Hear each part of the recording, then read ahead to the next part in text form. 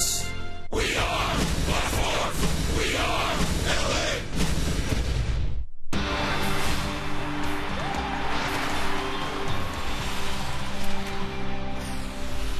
It's time for Angels Cactus League Baseball. This afternoon from Tempe Diablo Stadium, the Angels get ready to take on the Cleveland Indians in split squad action here in Tempe. Hi, this is Terry Smith along with Jose Mota. Angel fans flocking to the Valley. 2 straight sellouts here, Jose. One player who didn't disappoint yesterday was Mark Trumbo. No, and it's good to see Mark Trumbo, Terry, finally getting a chance to swing the bat yesterday, and he was very efficient with every swing. First of all, a short sac fly, and thanks to Eric Ibar setting the table, he's able to get this RBI. As the day progressed, he got better and more involved at third base, like this diving play to his left. Oh, happy to get that one out of the way. And then the typical Mark Trumbo, a long monster home run over the left field wall, close to 500 feet, and he is only part of what the Angels have been doing so far, Terry, this spring in swinging the bats. The guy at the top setting the tables, the sluggers in the middle driving them in, but overall the Angels offensively look very well rounded. Well, we saw C.J. Wilson yesterday as well, Jose. He made his second start for the Angels in the Cactus League and 3 shutout innings. We knew, Terry, you and I, watching C.J. with the Texas Rangers, he has presence, he has rhythm, and he has intensity on the mound. Nothing bothers this guy. Great cut fastball. A tight zone early in the game just did not bother. Pitching to contact, yeah, he'll do that. This guy induced over 60% ground balls last year with the Rangers by being efficient down in the zone. And we know he brings a lot to the table in rounding up the rotation. And the way it's going right now, you see the first 4, not necessarily in that order, but the battle for number 5 is going to get more intense here as Garrett Richards takes him out here in Tempe. Well, talking about the Angels starting rotation, Jose had a chance to visit with Angels pitching coach Mike Butcher. Weaver, Heron, Santana, CJ, that 5th spot. Tell me what's unique about them here as they progress in camp. You know, there's it's nice to see all these guys with a very common goal. You know, I mean, we're all in here for the same reasons, obviously, and that's to win a championship. But these guys are very driven. But you know, they're out here just doing their work. Getting their legs underneath them, working out hard. They're in the gym. They're just they're going out their day-to-day business and trying to get into a solid routine to prepare them for the season. Tell me a little bit more about CJ, what you're learning from CJ Wilson. I'm doing a lot of listening right now. I just want to hear him, just kind of see him and just watch him go about his business, pick up some key words, phrases that work well for him. My terminology will be whatever I get off of him, you know. And just try to read him and try to work with him and kind of watch and learn to see what his natural delivery is and what makes him successul. Is it hard for you to believe that there's guys like a Jared Weaver that you have since he was a baby in the big leagues to where he is right now? No, you know, it's fun. The fun part about watching Jared is watching him mature as a pitcher. He's mastering his craft. He takes it very seriously. He's very dedicated. He does a lot of work inside. You know, he's a wiry, thin guy, but there's a lot of strength in that body, and he knows how to take care of himself. He just it's fun being around him, just watching him grow and mature and be the pitcher that he's becoming. Well, Terry, as his battle for number 5 continues here in Tempe, as mentioned beforehand, Garrett Richards will make his second start, but over a good year, it'll be lefty Brad Mills, who came from Toronto. So because Jerome Williams being out with that left hamstring strain, some opportunities are certainly opening up. Well, you talk about opportunities, Jose, and one Angel player who is itching to get back is Kendrys Morales, and we have some good news today on him. The good news is, as Mike Scioscia announced just a few minutes ago, Kendrys Morales ran the bases and actually stepped on the bases, made some rounds around it. He has been pounding very hard and running, starting and stopping. And also for Kendrys, he was on the field taking ground balls. So some positive steps taken certainly for Mr. Morales. There certainly is a good opportunity. We will see him in action in an Angel uniform a little later this week. And also we might be seeing Mike Trout in action just a few days removed from playing. So the Angels get ready for a long day of baseball. A game here, another game for the Angels in Goodyear as they'll be taking on the Cincinnati Reds. It's a split squad day for the Angels here in the Valley. When we get back, we'll have the starting lineups, the start of today's game from Tempe. It's the Angels and the Cleveland Indians, and it's coming up next on Fox Sports West.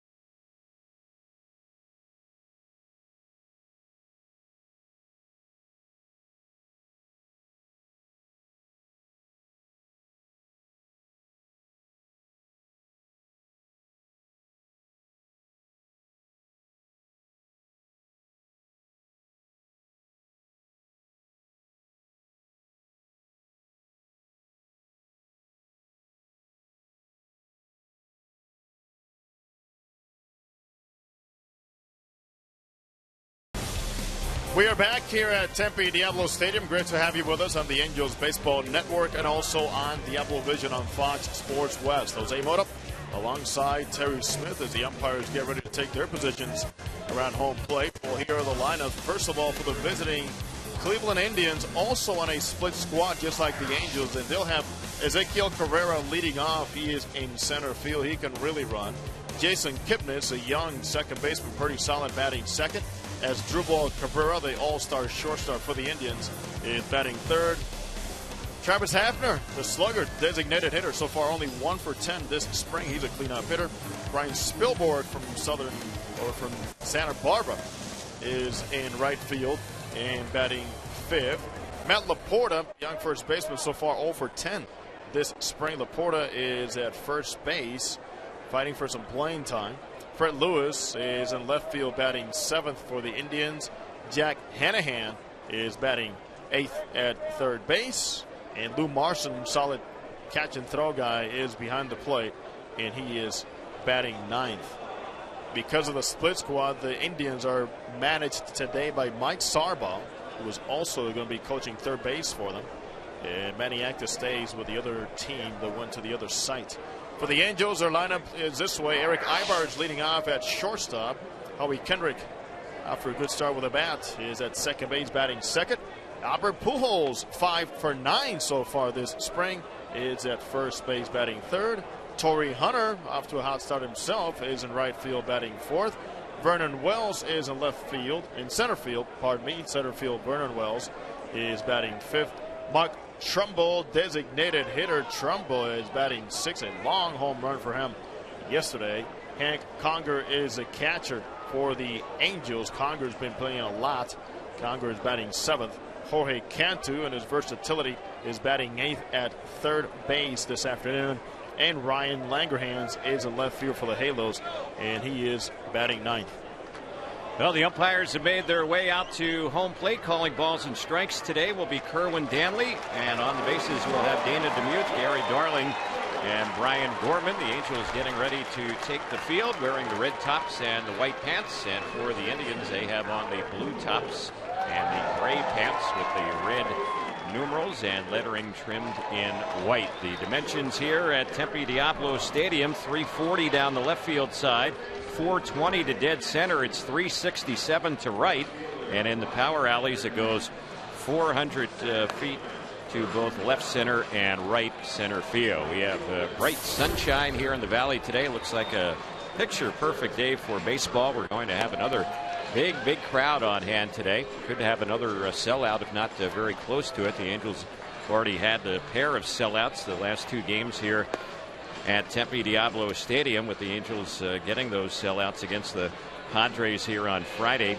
and the Giants yesterday. After this game this afternoon, the Angels will have another home game here at Tempe Diablo. That'll be tomorrow, with the Dodgers coming to town, and that game is expected to be close to a sellout, if not a sellout. I think I heard yesterday there were about 1,000 tickets remaining for tomorrow's ball game between the Angels and the Dodgers.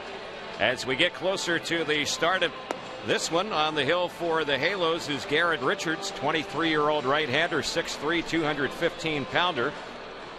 Was 10-2 in Double-A last year, 0-2 in 7 games, 3 starts with the Angels. And so far this spring, in one Cactus League start, he has a victory, giving up a couple of earned runs in 2 innings of work. Around the infield, the Angels will have Albert Pujols playing first base. Howie Kendrick is the second baseman, with Jorge Cantu at third. Eric Ibar at short. Ryan Langerhans is the left fielder, with Vernon Wells in center and Torrey Hunter in right. Hank Conger is behind the plate. Mark Trumbo, the DH, and 23-year-old right-hander Garrett Richards on the hill. We are just about set for a baseball. Ezequiel Carrera will lead it off, the center fielder. He will be one of 4 straight left-handed batters to face Richards. 6 of the 9 in the lineup for the Indians bat from the left side. Here's the first pitch today. It is a little low and inside. We're underway, and the count, no balls and 1 strike on Carrera. First pitch at 111, income temperature 74 degrees. 74 degrees at game time here. Here's the pitch. That's in there for a strike on the outside part of the plate.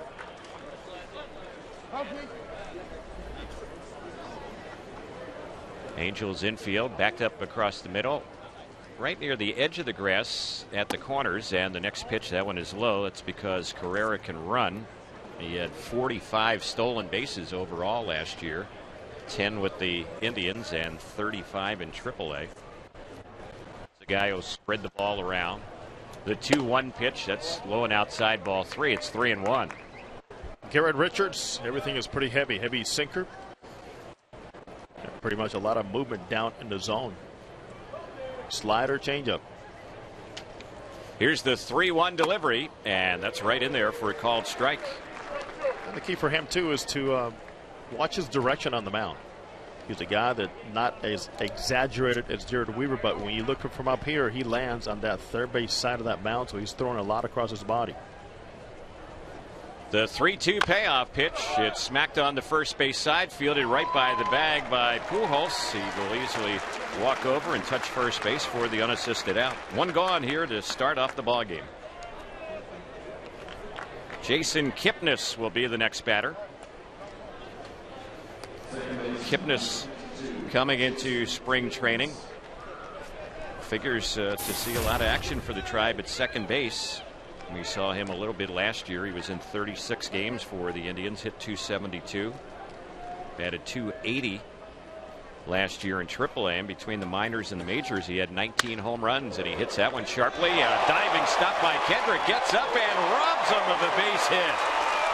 One second baseman retires another, and what a fine defensive play by Howie, ranging to his right. Also, you show a young guy on the mound that is not just all upon him. As Richards acknowledges, a nice job by Howie Kendrick, like a true all-star to his right. And one thing we know about Howie Kendrick, he does possess one of the strongest arms for a second baseman all around baseball. Boy, when that ball left the bat of Kipnis, it looked like it was going to skip through into right center for a hit, but instead it's an out. And the next batter is Asdrubal Cabrera. He's a switch hitter batting left, and he takes the first pitch, and it's in there for a called strike. Howie Kendrick, who made that play to rob Kipnis, Howie had only 5 errors last season, and he played in 140 games. That pitch evens up the count, 1-1. It's not enough talk about Howie Kendrick defensively, and the reason is because he also has moved around a lot for the Angels. Played some left field and some first base. Here's the next delivery, and that one is outside. So, Terry, I was talking about direction for Garrett Richards, and one thing is to be careful. Making sure that line, you don't cross it way too much. And Mike Butcher has been trying to straighten him out without forgetting the success he's had. But little tweaks here and there are eventually going to make his pitches more efficient and have a better path to home plate. 2 balls, 2 strikes the count. Here's the next pitch. That one's grounded on the right side. Backhanded by Pujols. Flips to Richards. Gets to the bag in time, and the inning is over. A couple of nice defensive plays on that right side of the Angel infield as the Indians go down 1-2-3. We're headed to the bottom of the first inning in Tempe. There's no score on the Angels Baseball Network and Diablo Vision on Fox Sports West.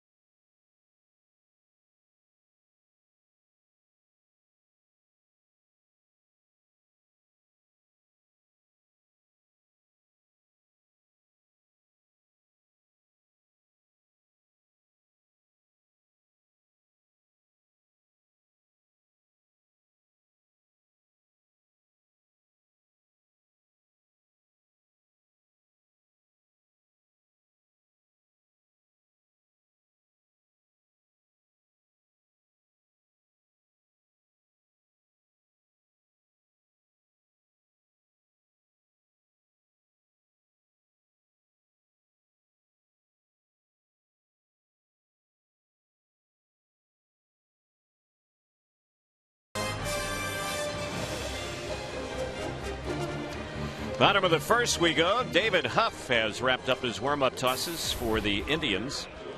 He's a left-hander, 27 years old, 6'2", 215-pounder.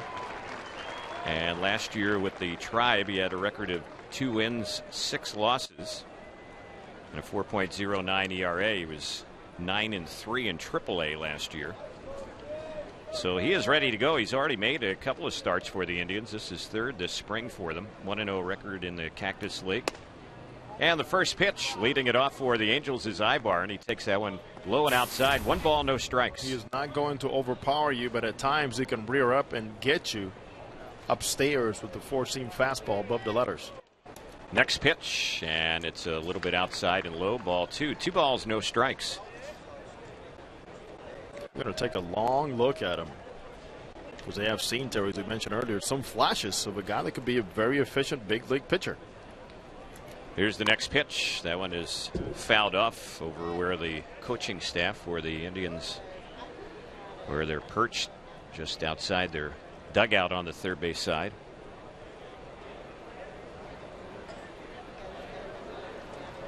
Well, Huff, who's on the mound, is bidding for a spot in their rotation. Here's the 2-1 pitch. That one misses a little bit high. One player, Jose, that they certainly were banking on to be in their rotation, but they don't know when he's even going to join them. Is a player we used to know as Fausto Carmona. The pitch, that's ripped foul down the left side. It rolls down in the corner. Now known as Roberto Hernandez Heredia. Carmona is still having some issues. And needs to be pardoned, actually, to get a work visa to the United States. And who knows how long that's going to take. He and Leo, the formerly known as Leo Nunez, are in the same boat. Yep. Here's one. It's popped in the air in shallow center field, coming in hard and making the running catch is the center fielder Ezekiel Carrera. So Ibar is retired. That's the first out in the Angels' first inning, and Howie Kendrick will be the next batter. And the Indians have guys like Ubaldo Jimenez, Derek Lowe, who they recently acquired, a very good pitcher in Justin Masterson. A top 3 guys that really can stop anybody. Josh Tomlin is part of their rotation in all likelihood, and they're still trying to figure out a 5th starter, as a lot of teams are this time of year. Here's Howie Kendrick at the plate, and Howie was taking the first pitch for ball 1. Huff is set. Next delivery. That's lined into left center field. That's going to fall in for a base hit. Cutting the ball off is Freddie Lewis. Howie's going to gamble and go for 2. He better hurry. And he slides in safely. A head first slide into second with a hustle double. The most surprised guy right now, you can see him over there in the first base coaching box, is Alfredo Griffin. Terry, he kept saying, hey, stay right here. You just play it safe. Howie Kendrick says, absolutely no way. I see the way he's going after this ball. I know what Lewis has to do to just throw that ball to second base. He makes it in smartly. So here's Albert Pujols getting ready to bat. Kendrick, the base runner, at second. And Huff steps off the rubber, bluffing Howie. Albert has gone 5 for 9 this spring. He's off to a good start. He's driven in a couple of runs. Kendrick, who just got the double, he's 4 for 9 this spring. Here's the pitch, and taking the first one low is the Angels' first baseman. That has been the pattern for Pujols. Every first at bat this spring, he has taken the first pitch, and it doesn't matter what the situation is. Torrey Hunter waiting on deck. He draws a crowd. Next delivery. That one's low and outside. 2 balls, no strikes. As I mentioned earlier, Albert puts himself in game situations as much as possible during batting practice and even in his cage sessions when he's hitting breaking balls, just to have that right mindset. Next pitch, that's a fastball that's high, so it's now 3-0. That's where that mental preparation comes in. And you're telling yourself mentally, I've been here before. Let me just stay as relaxed as possible and not so much worried about mechanics. Let's see if the green light is on for Pujols to pitch. He takes it. It's high and outside. He walks on 4 straight. Some fans a little antsy. They wanted Huff to challenge Albert Pujols there. But there's another example, and we've already said it. There's only game number 7 this spring that he is not necessarily looking to always swing the bat if you don't give in. So Torre will bat. He's 3 for 9 so far this spring with a run batted in. Hit .262 last year for the Angels with 23 homers, 82 runs batted in. Angels threatening here. Bottom of the first, no score. 2 on, 1 out. First pitch, Torre takes in there for a called strike. Well, look at even Torrey Hunter, Terry, taking pitches with men in scoring position.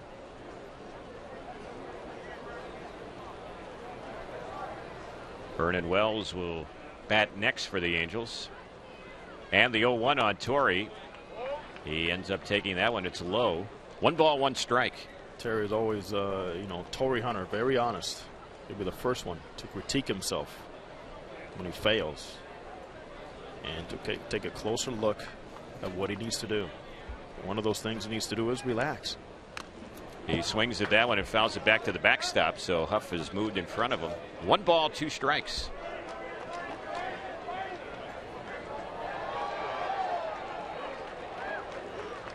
Light breeze blowing from right to left. Very pleasant day today. A little bit warmer at game time today than yesterday.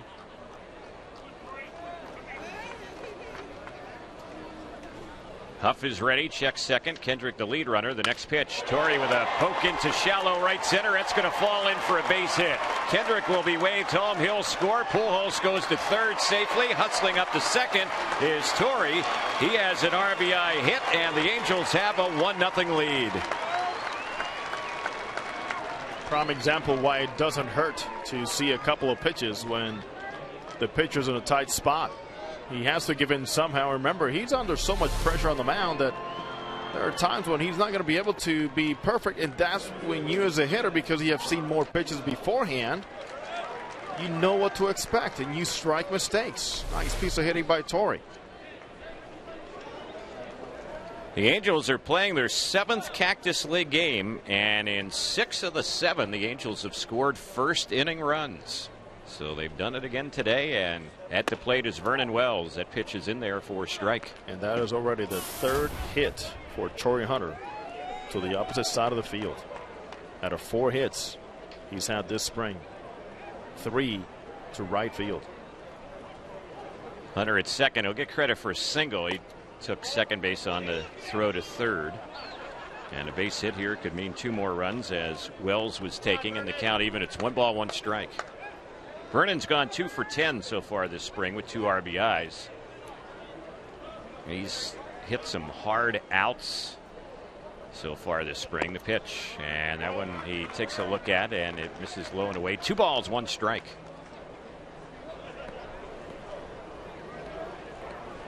On what was considered a subpar year on every dimension, to be able to hit 25 home runs talks a lot about your power, especially playing half of those games at Big A. 2-1 pitch, and that one is tipped foul right by the plate. 2-2 on Wells. Mark Trumbo is back in the lineup today as the DH waits on deck. Trumbo got 3 at-bats yesterday and certainly made the most of them. Had a home run, drove in 3 runs. A lot of people were still talking about that home run he hit even today. It was a tape measure monster home run. It had Mark Trumbo written all over it. So 2-2 on Wells. The infield is back. Huff taking time between pitches. Vernon, tired of waiting, backs out of the batter's box. Right now, Vernon, the later he is with a swing, the better. Infield playing back. He's in the middle of the field. Pujols is getting a good lead at third base because of where the third baseman Hanahan is playing. Huff ready. The next pitch. There's a ground ball. It's sharply hit to third. Only 1 chance for an out first, and the throw takes the first baseman off the bag. Wow, what a break right there. They don't get anyone out. A run scores. There will be an error on Hanahan, who Really wasn't sure whether to go to first or second, and as it turned out, he made a poor throw to first. It's 2-0 Angels. Hanahan pretty much confused by what we saw. First of all, he saw Pujols break. Then he got caught up looking at Torrey Hunter, who was in no man's land. But there's nobody at second base he could throw the ball to. In between that, let's not forget about the hustle by Vernon Wells. He made that play happen. So Vernon will get an RBI on it, even though he reaches on an error. And the Angels have runners at first and second. Hunter did not advance on that ground ball hit to third. Here's Trumbo batting now. The pitch that's high. Yeah, Torrey was a very good distraction there for Hanahan.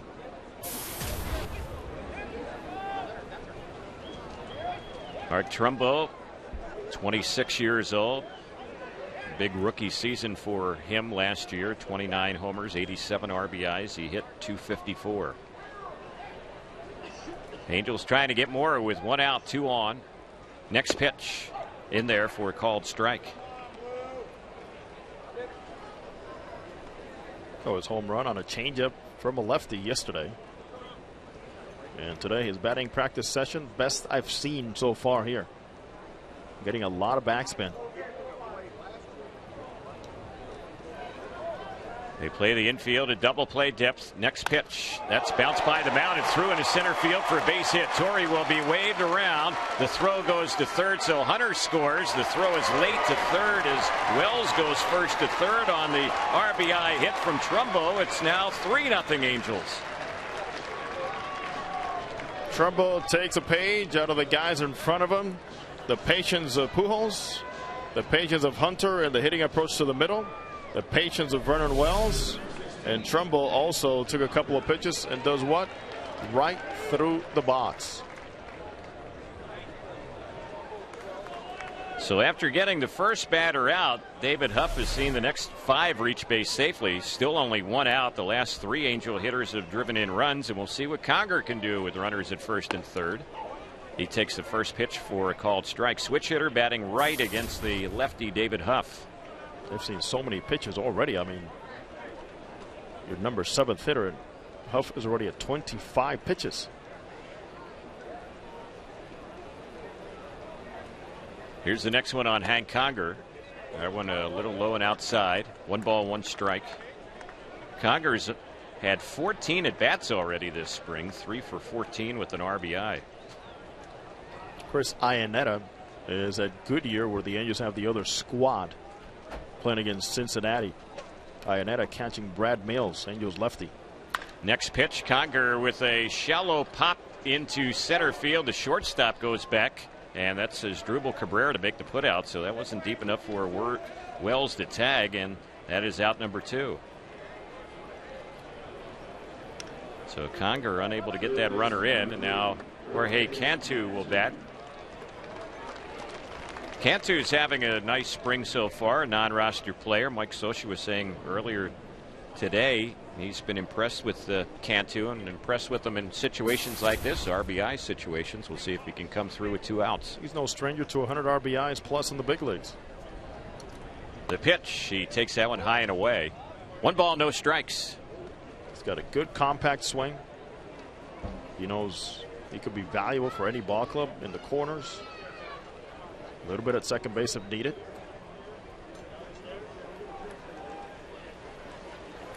One-0 pitch on Cantu. He takes that one low for a ball. And Mike Scioscia couldn't hide the fact, Terry, that he admires Cantu's work habits. He's 30 years old. He's a career .271 hitter in the big leagues with over 100 career home runs at the major league level. And a guy that was fighting for a job this offseason. The pitch, he lines one into left center. That's an RBI hit. Coming in scoring is Vernon Wells. Cantu drives in his 4th run this spring, and it's 4-0 Angels. And there it is again. Mickey Hatcher must be very proud of what he's seeing here this early in the spring. The Angels are slugging the ball. The Angels are taking pitches. The Angels are not wasting hittable pitches. And the Angels are using the big triangle there in the middle of the field. Boy, Mickey must have got a lot smarter in the offseason. You would think, right? It's all about what the guys do with the bat. It's all about the messages that you sent to them, but there's no doubting Mickey Hatcher's preparation and the work he puts in every day. So the 9th batter up here in the first inning, a Terry, 4-run inning. And it doesn't hurt to have Albert Pujols. Yep, that helps just a little bit. Mickey has been talking about how many guys are following him and just watching the work habits of Pujols. Not a bad idea to follow the leader. So here's Langerhans batting. And he's looking for his first hit this spring. He's gone 0 for 6. He takes that one for a strike. He's another player the Angels signed during the offseason as a free agent. Signed a minor league deal. Non-roster player trying to win a spot on the Angels opening day roster. Runners at first and second. The next delivery late on the swing. He fouls it off over near the Cleveland dugout on the third base side. It's 0-2. Langerhans trying to find some rhythm here in the early part of this Cactus League season. And one thing they have done is to flatten his bat a little bit. We'll see here, Terry, where they have him just putting his bat on his shoulder a little bit longer to keep those shoulders relaxed. 2 strikes to count. And the 0-2 pitch. He swings and misses that one. He got him with a breaking ball, struck him out, and that will end the inning. The Angels come up with 4 here in the first, doing it with 4 hits. An error in the inning, a walk in the inning, and the Angels will leave the pair. But after 1, the Angels off to a good start, a 4-0 lead on the Angels Baseball Network and Diablo Vision on Fox Sports West.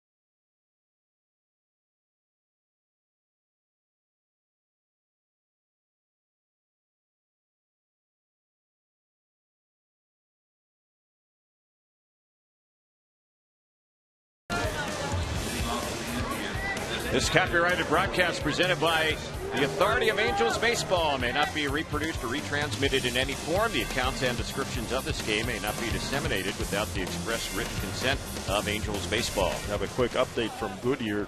Alexi Amarista has hit a 2-run home run off Matt Latos on the split squad action for the Angels. So the Angels squad leading in the bottom of the second inning against the Reds 2-0. Amarista's home run drove in Cole Calhoun, who had a double. So the other Halo squad off to a good start today as well. The pitch, that one is high. Travis Hafner is batting. The count, 2 balls, no strikes on the Indians' designated hitter. Richards has a 4-run cushion. Only 11 pitches in that first inning, and also the beneficiary of some good plays behind him. Next pitch, that's in there for a called strike. Shift is on. 3 infielders on the right side. So you have Pujols and Kendrick. Howie's actually playing on the outfield grass. Ibar's also on the right side.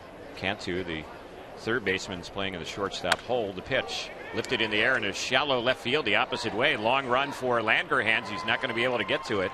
And that is going to drop in for a bloop base hit the opposite way. So Hafner is aboard, the first Indians hit. Ryan Spilborghs will be the batter. Well, he can defend everything, and Hafner just got under that one. They're playing him to pull in the infield with a big shift and also to pull in the outfield. Spilborghs has yet to get a hit for the Indians this spring, 0 for 7, although he has driven in a run. He was with Colorado last year, hit only .210 last season. First pitch, right-handed batter. He takes that one for a called strike. Spilborghs signed with the Indians as a free agent, minor league deal, non-roster player.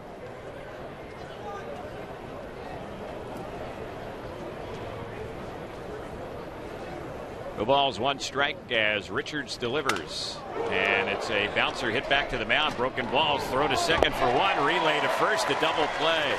Good job by Richards because he had both the ball and the barrel of the bat headed in his direction. He kept his eye on the ball and turns it into a twin killing. Nice job starting with the ball. Also, great communication. You see Howie Kendrick pointing at Eric Aybar saying, hey, I don't want any confusion here. You're going to throw to the shortstop. That's the way the play is designed. And he threw a nice strike to Aybar, who was able to complete it. And once again, defense very important here in the early going for Garrett Richards.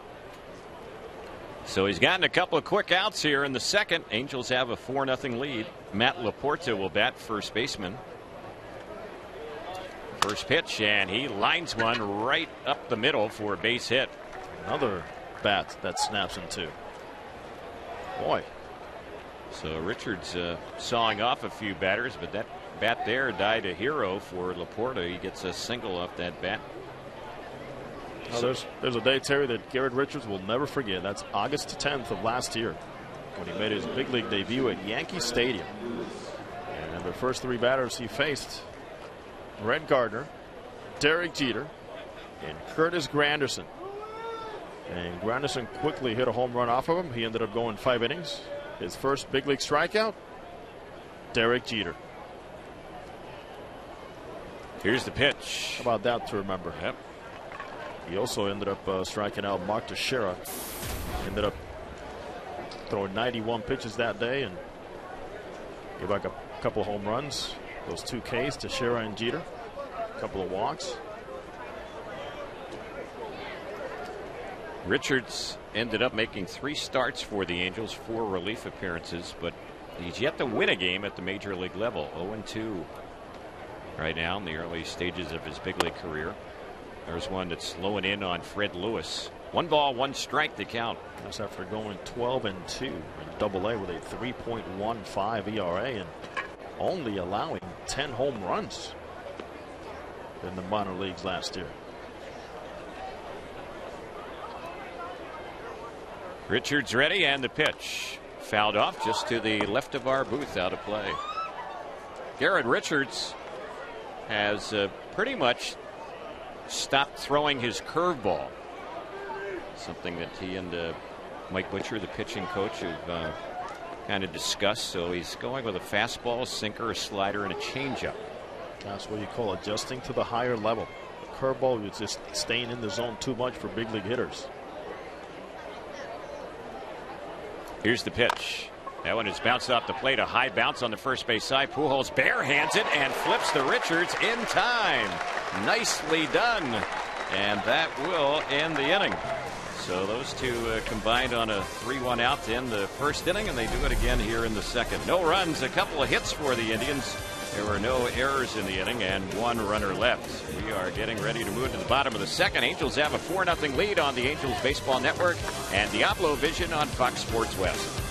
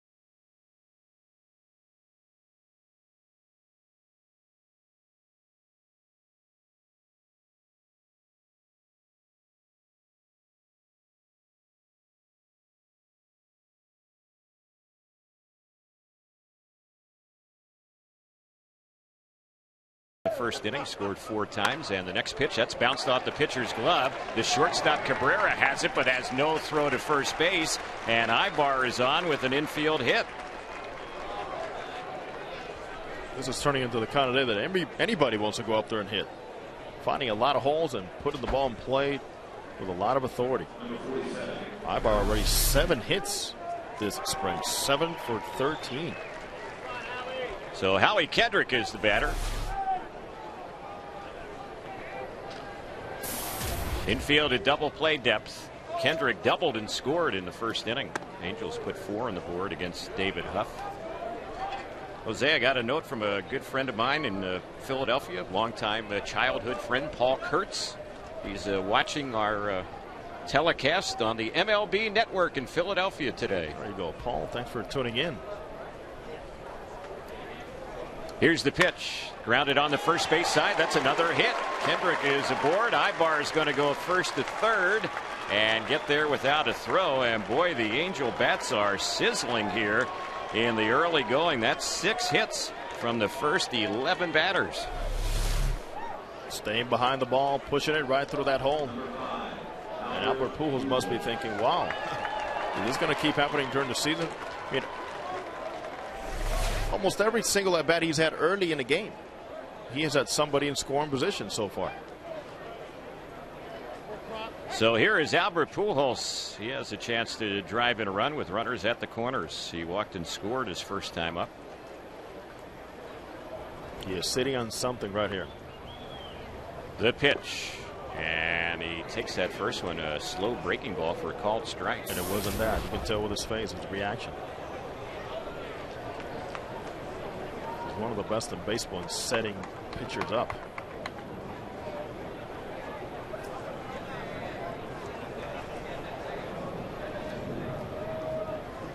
Albert has those hands extended over the plate.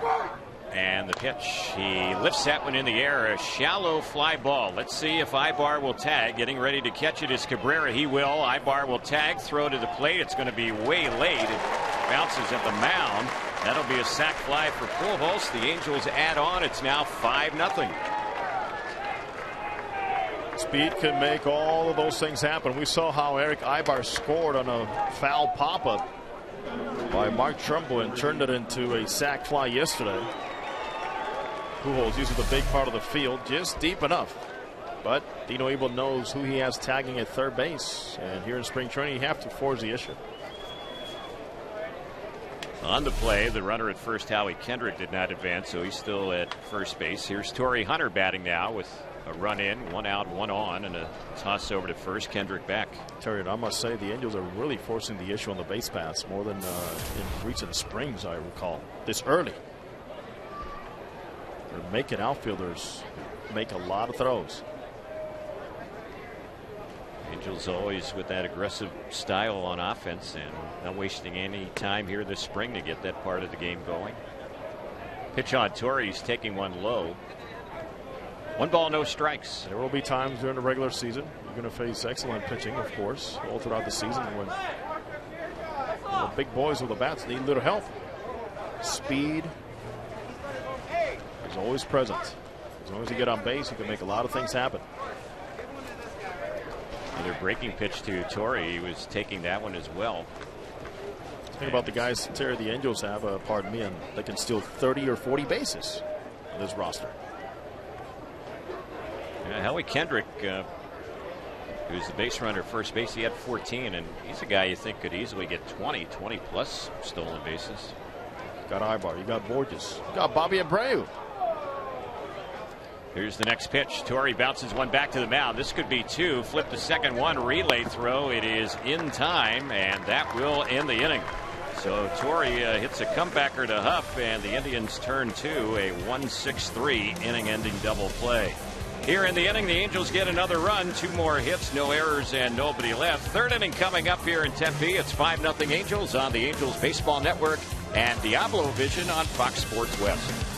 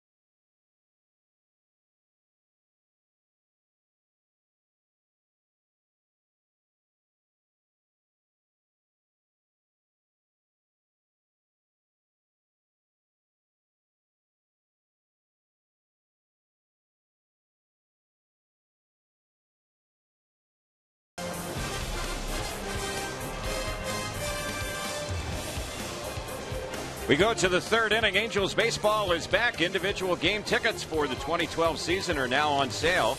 Make your plans to take in Big Bang Fridays, Family Sundays, and many promotional nights and great opponents like the Yankees and the Red Sox. Purchase tickets today at Angels.com or the Angels Stadium ticket office. Jack Hanahan will be the first batter here for Cleveland. He is a left-handed hitter. Garrett Richards working with a 5-0 lead now in this game. And the first pitch, that one is breaking low and away, and he swings and misses it for strike one. Well, the Indians like Hanahan's versatility. He can play a little first base. Also, they like his defense at third base. He could pretty much take the job and be the everyday third baseman. He looks that one over, and it misses low for a ball.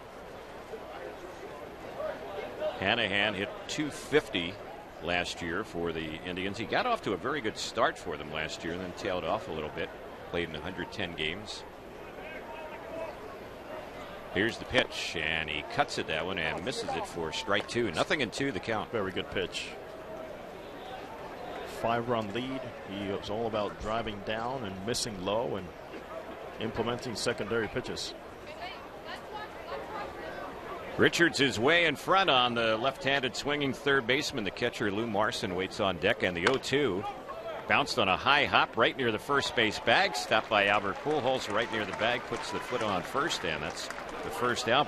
Pujols getting a lot of action over there near the first base bag in the early going.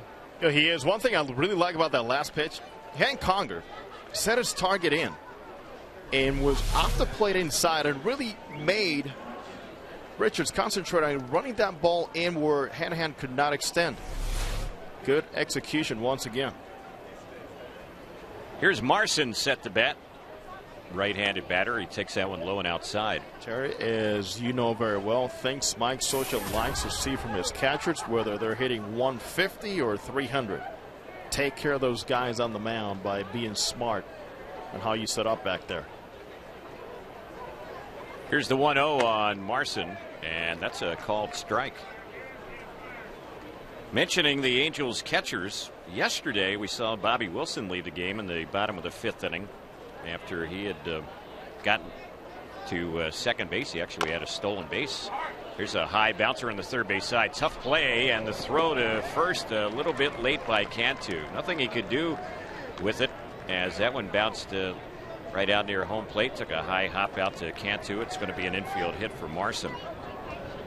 So the catcher is on with one out for the Indians, and Carrera will be the next batter.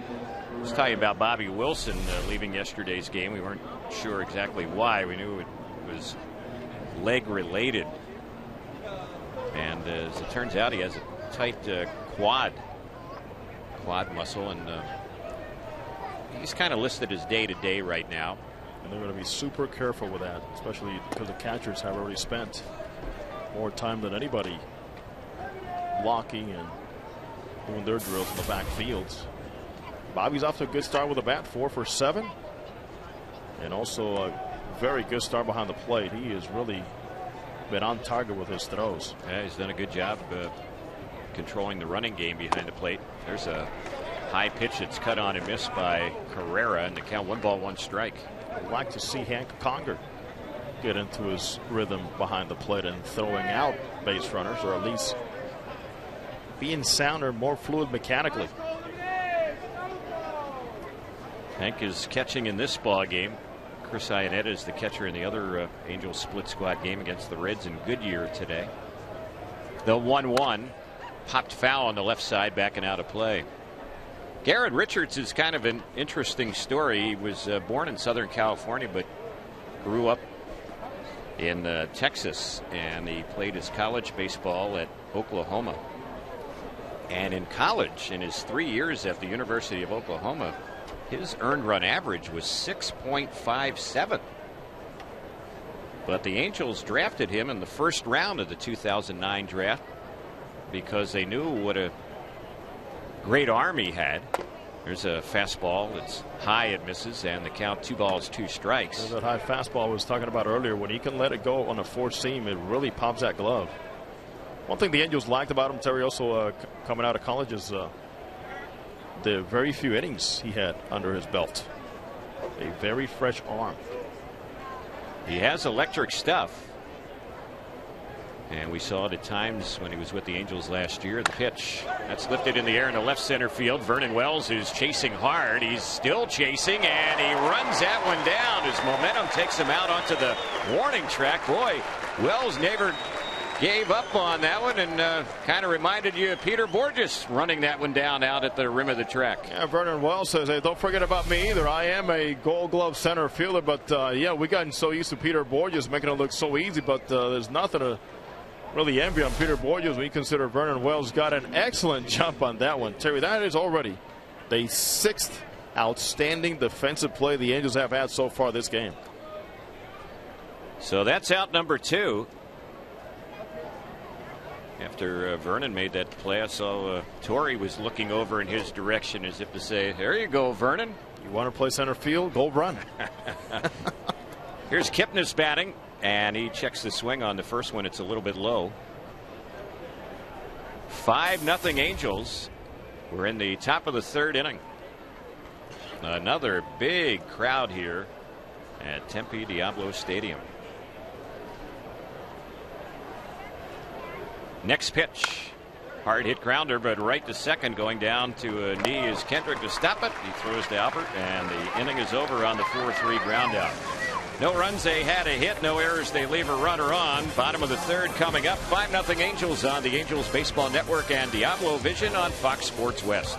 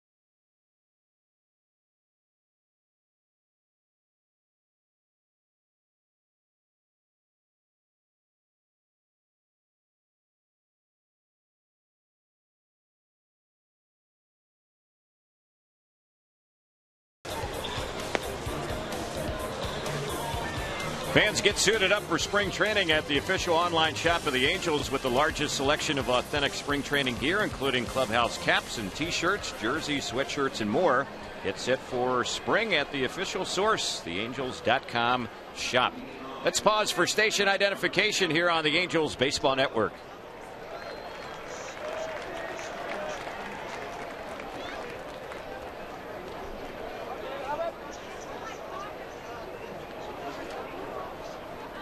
Vernon Wells leads it off as we go to the Angels' bottom of the 3rd. Halos up 5-0. The first pitch is swung on and missed for strike 1. It'll be Wells, Trumbo, and Conger. That was already pitch number 43 from David Huff. He's making his 3rd start this spring. Their bullpen is quiet right now. And the 0-1 on Vernon. That one is high and away. 1 ball, 1 strike. When the Angels came off the field at the end of the top of the 3rd inning, Vernon Wells, of course, had that fine running catch to Rob Carrera in the inning. Here's the 1-1. That's a breaking ball cut on and missed. It's 1-2. One of the first teammates to give Vernon a high five when he got to the dugout over there on the first base side, Albert Pujols. Not surprised. 1 ball, 2 strikes the count. Next delivery. That one is hit into left field, but right near the left fielder. Circling under is Freddie Lewis to put it away. That's the first out. You know, David Huff will always have the distinction tied up to Angels history because he was a losing pitcher when Ervin Santana threw his no-hitter last July in Cleveland. And Huff actually threw a very good game that day, 5 2/3, allowing only 5 hits, 1 earned run, 4 strikeouts.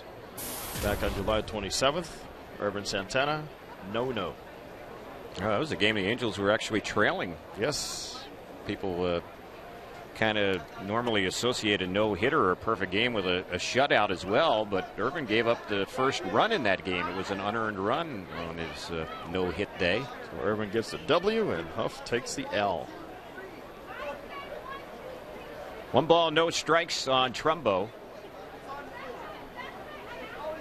Here's the next pitch on Mark. That's low. For anybody looking at that game before and looking at Ervin's record, Terry, at Progressive Field before that started, they were ugly. Right. And Ervin, in fact, recognized it in the post-game interview, saying, I never won a game here. It's always been a tough place for me, and never imagined it would come on a no-hitter. Next pitch, that's in there. 2 balls, 1 strike on Mark Trumbo. Santana followed up that no-hitter with a complete game win against Minnesota.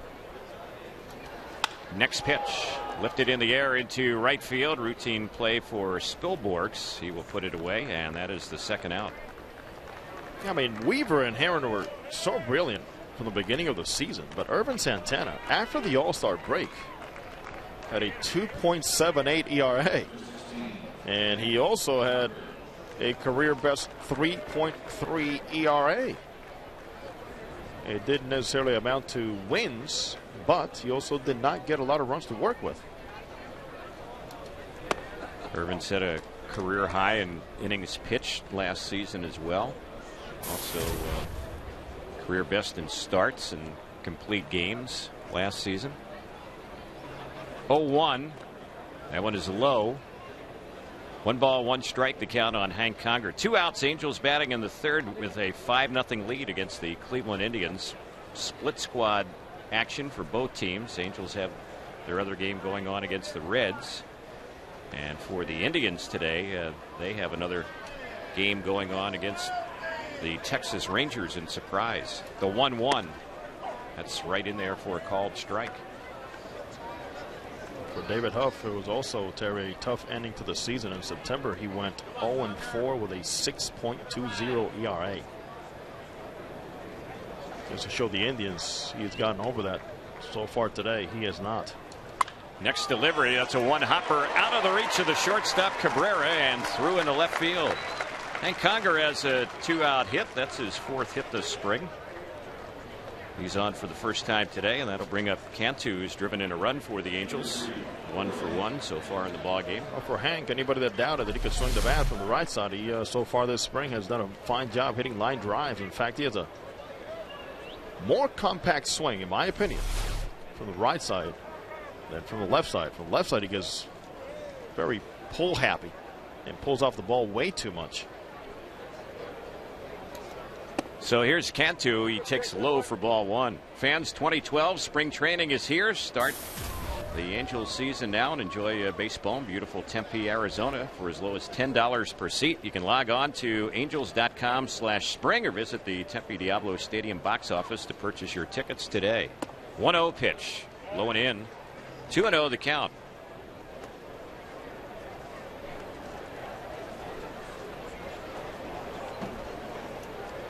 The Angels scored 4 in the first inning, added a run in the second. Have a runner on at first base here in the third with 2 outs. And the next delivery, that's a strike on the outside corner.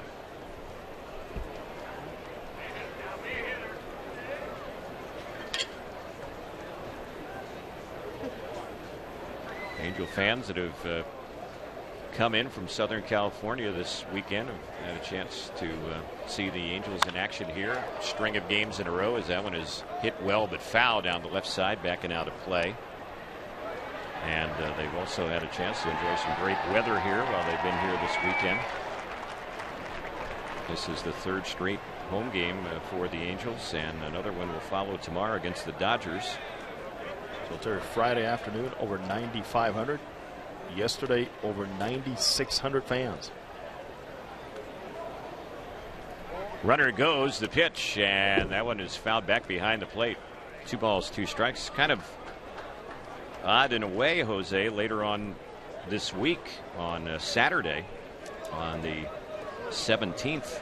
That will actually be the final Saturday home game for the Angels here at Tempe Diablo. All of a sudden, it becomes a short season. Yeah. It's like spring training just started, and all of a sudden the Angels are going to run out of Saturday home games, but still a lot of games at home during the week before we're done here in Tempe. Terry, it's okay. You're going to have plenty of them at the Big A. Yep. Right. A lot of Saturdays. Also, a lot of Big Bang Fridays. Plenty of family Sundays. And I would think plenty of fans at the Big A this season. Yes. Here's the 3-2 once again, and waving at that off-speed pitch and missing it is Cantu. He's down on strikes, and that will end the inning. So Huff gets his second strikeout. The Angels fail to score in the third. No runs a hit, no errors, and a runner left on. We move to the 4th inning. It's 5-0 Angels on the Angels Baseball Network and Diablo Vision on Fox Sports West.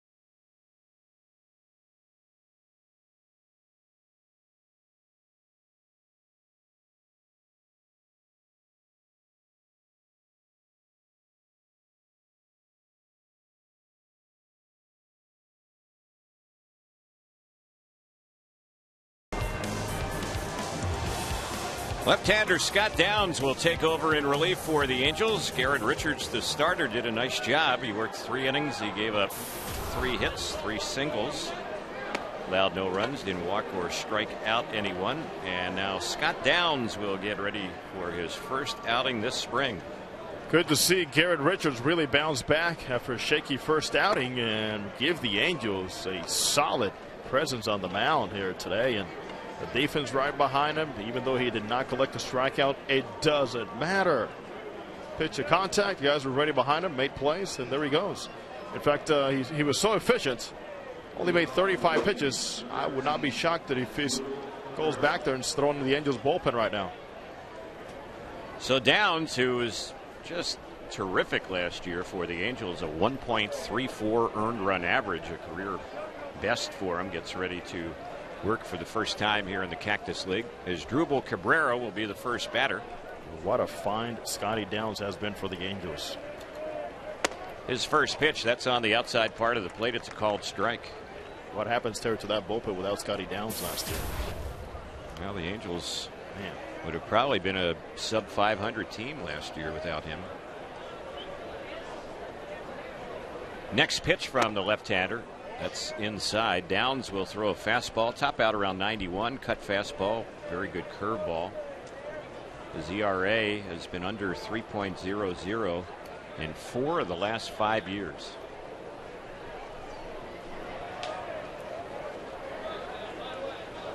Here's the 1-1. That's outside, ball 2. 2 balls, 1 strike. Scott Downs has the ability to spin the ball well, give it different looks against righties and lefties. His fastball location is something that's overlooked often. He has pinpoint control of that 2-seam fastball. He can really run it in on the lefties. His next delivery, and that one is a little bit low, so he's fallen behind against his first batter this spring. 3 balls and 1 strike. He was pretty much lights out at the Big A last year. Sure was.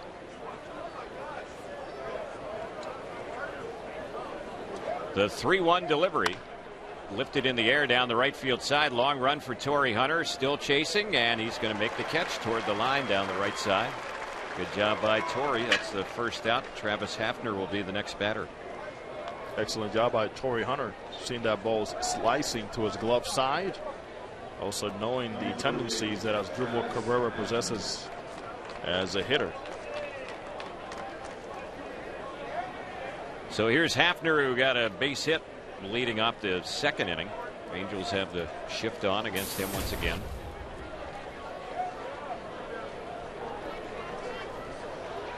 Travis Hafner is now in his final season of his 4-year deal with the Indians. There is a club option on him for next season, but you would tend to think, unless he just goes off this year, that the Indians will not pick up that club option for the 2013 season. You have to have a monster year, plus they have to win. Yeah. The economics of the game have really changed, especially with aging players. Aging players that have been injured, even worse. Hafner, over the last 4 seasons, he's averaged 12 home runs and 45 runs batted in. This was a guy who hit 42 homers in 2006 for the Indians, but a lot of injury problems since then as he takes that pitch inside, and now Downs has fallen behind 3-0. There's that good fastball in.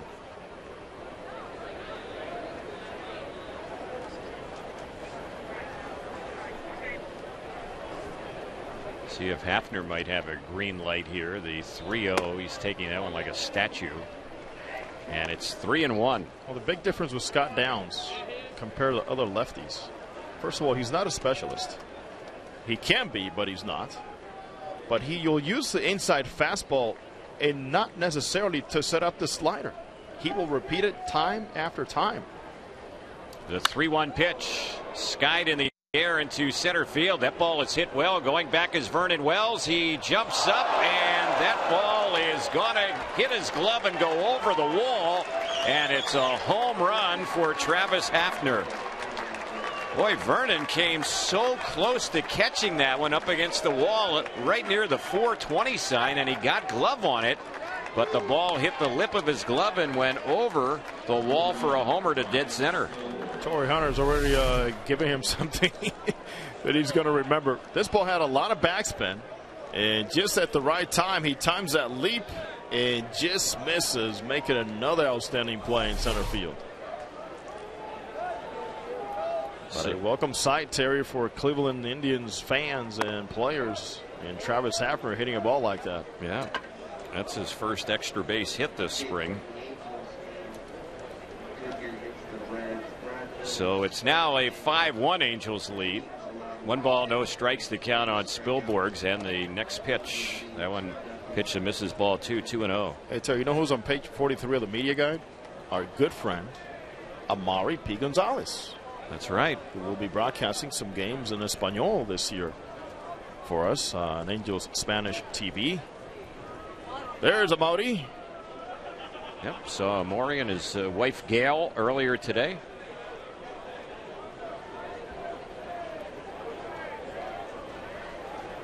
Oh, and 1 is the count, and the next pitch, that one is fouled off. Spilborghs hit into a double play his first time up. Fans opening night is approaching. The 2012 season kicks off Friday night, April the 6th. That's less than a month away. The Angels will take on the Royals at 7:05. Opening night will include a pregame flyover, the first Big Bang Friday of the season. Here's the next pitch. That's a liner into left center field. That's going to fall in for a base hit. So Spilborghs makes a big turn at first, but he'll hold there with a 1-out single. And Downs has given up back-to-back hits here in this 4th inning. The batter will be Laporta.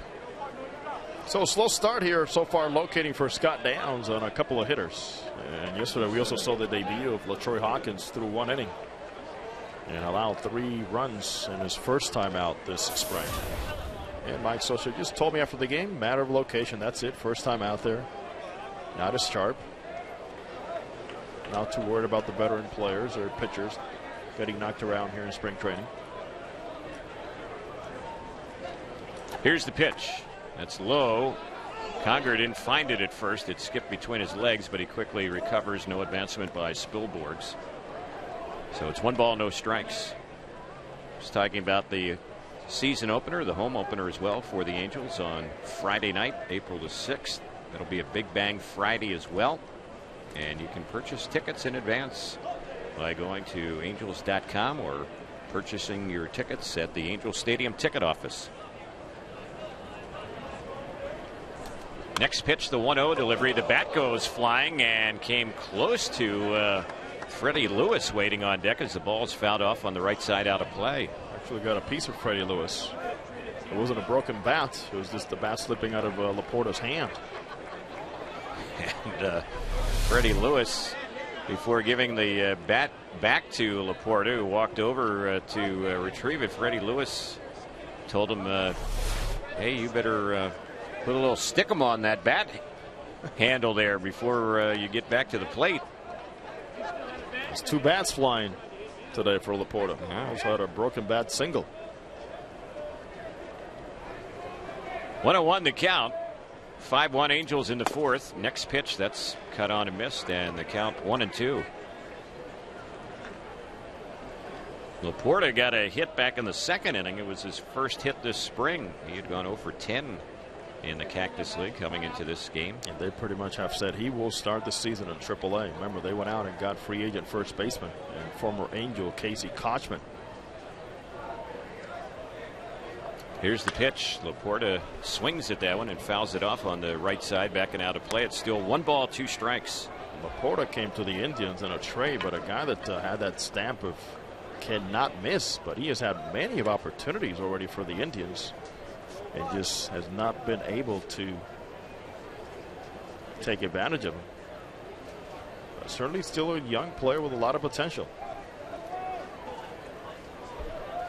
Downs is set, looks at first, delivers. That pitch is high. You mentioned when he was acquired by the Indians in a deal, it was with Milwaukee, and that was the CC Sabathia deal. Yeah, not just any deal. Right. Talking about big old CC. Right. And Laporta was a big piece of that trade. He was regarded as one of the top prospects in the Milwaukee organization when that deal took place back in July of 2008. Next pitch on him, he lines that one into center, and that's going to fall in for a base hit. Making a turn, but stopping at second base will be Spilborghs. Laporta has a single, his 2nd hit of the day. That's 3 straight hits now against Scott Downs in this 4th inning. 2 on, and with 1 out, Freddie Lewis will be the next batter. Not surprised he's been up in the zone after Cabrera flew out to open up the inning. You see a lot of pitches between the letters and the waist that high. And of course, for hitters, that's a welcome sight, especially here in the early spring where they're not ready for those nasty pitches yet.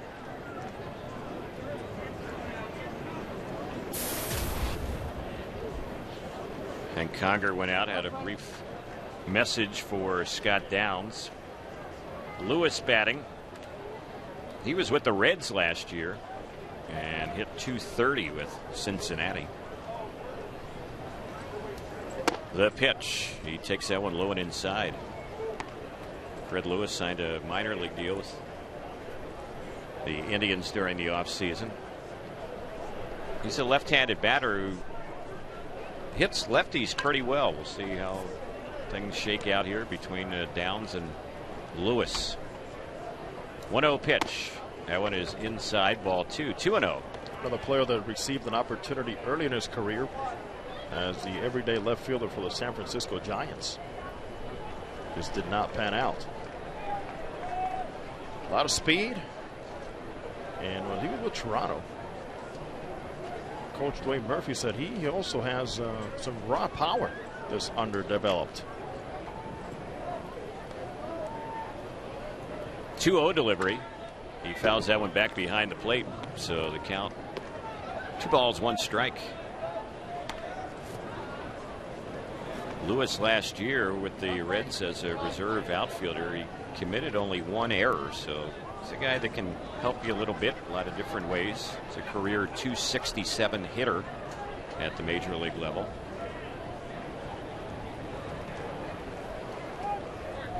He's trying to win a spot on the Indians opening day roster as a reserve outfielder, and the pitch comes in and hits him. So now the bases are loaded and Downs is really struggling, and Mike Scioscia is coming out and he is going to make a pitching change. Yeah, that's too many pitches already. 24 pitches. So you can tell he was not in his game when a fastball gets away from Scott Downs like this. He is not sharp, and of course can be too demanding on him, being this his first outing of the spring. So Downs, as it turns out, will go just a third of an inning in his first appearance this spring, and he leaves allowing a run and leaves with the bases loaded. A pitching change coming up. A break in the action here in the 4th. Angels up 5-1 on the Angels Baseball Network and Diablo Vision on Fox Sports West.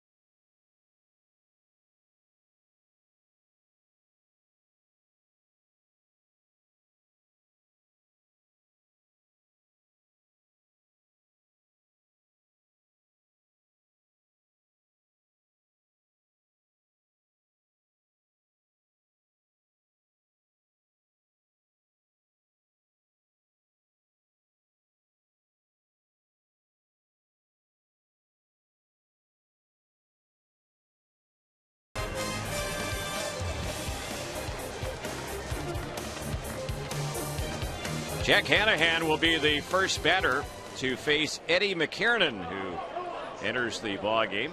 This is the first time we've seen Eddie pitch for the Angels this spring. He's up for minor league camp. We've seen him in spring training in the past, and the first delivery, that one is a pitch that's low and inside for a ball to count. 1 ball, no strikes. It was the Eddie McKiernan that a couple of springs ago somebody went out to him, asked him to get him to the Rosenbach, and they thought he was a bat boy.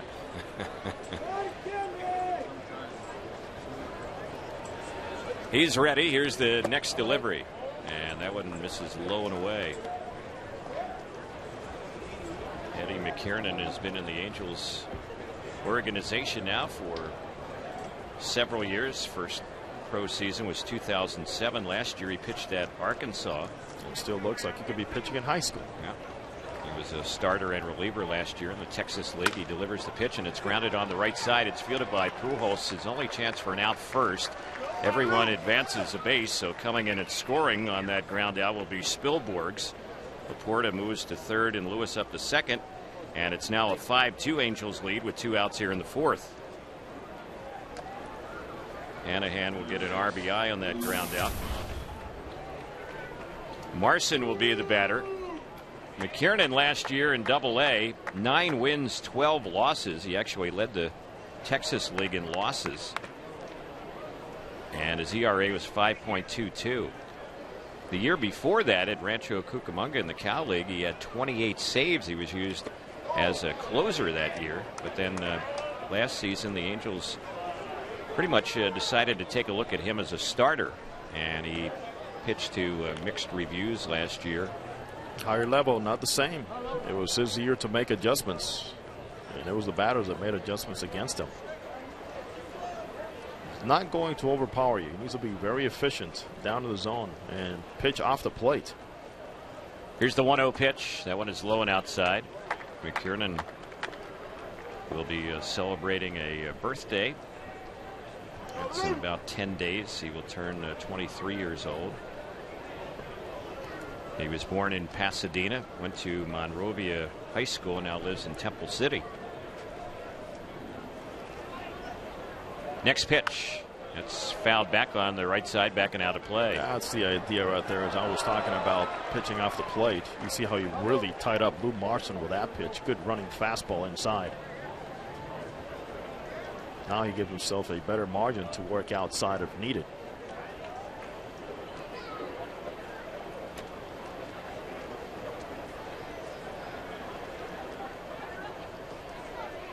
Two balls, one strike on Marson. McKiernan trying to prevent those runners from coming in. The next pitch, and that one didn't miss by much. Just a little bit outside. 3-1 the count. A pretty good pitch. If you're going to miss with that off speed, that's not a bad spot. So Eddie needs to come in with a strike. A walk would reload the bases. We'll see what happens. And the 3-1, he's going to walk him. It's nowhere close, low and outside. So once again, the bases are loaded for Cleveland. And Ezequiel Carrera, their leadoff man, will be the next batter. So after 3 very efficient innings by Garrett Richards, a starter, only making 35 pitches, a different story here in the 4th inning.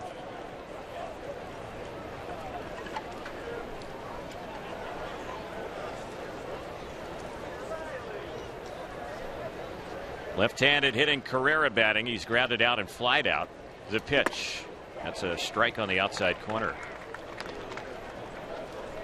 When the Angels faced the Indians on Thursday in Goodyear, the Angels won that game 6-5. And that was a game the Angels had a 6-0 lead in the 5th inning. And then the Indians came back and made it a game. The Angels held on and beat them by a run.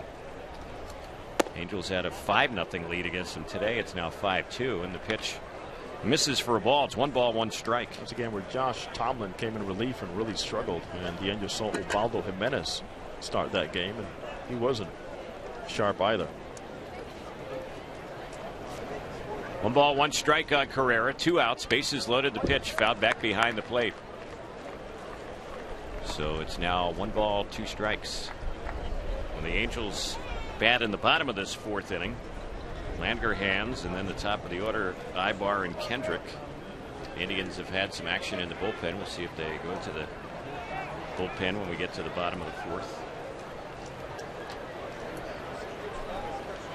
McKiernan way in front. 1 ball, 2 strikes. Next delivery tapped on the first base side, but foul. So we'll do it again. It's still 1-2. We should be getting an update on the other game the Angels are playing today against the Reds. That game is taking place in Goodyear. Reds and Indians share the same facility. Still 2-0 Angels, top of the 6th inning. So that home run, the 2-run homer by Alexia Marista, still marks the difference. So that is good news right now for the other Angels squad. The pitch that's fouled back behind the plate. The pitching has been very good for the Angels in that game. Brad Mills was the starter. Trevor Bell was slated to pitch, and Rich Thompson and Matt Meyer were on the board for that game as well.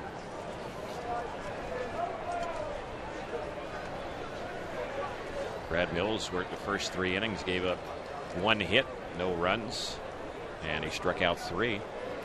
So he had a good outing. 1-2 pitch once again. low and in. Well, I think Carrera himself thought that was a strike. So Eddie McKiernan has had a couple of borderline pitches go against him here.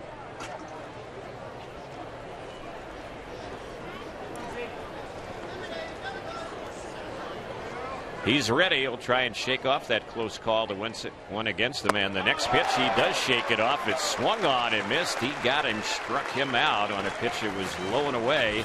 The inning is over. Good job by McKiernan coming in a tough situation. In the inning, they do get a couple of runs. There were 3 hits in the inning for the Indians, including the home run by Hafner. A walk, a hit batsman, no errors, and the Indians end up leaving the bases loaded.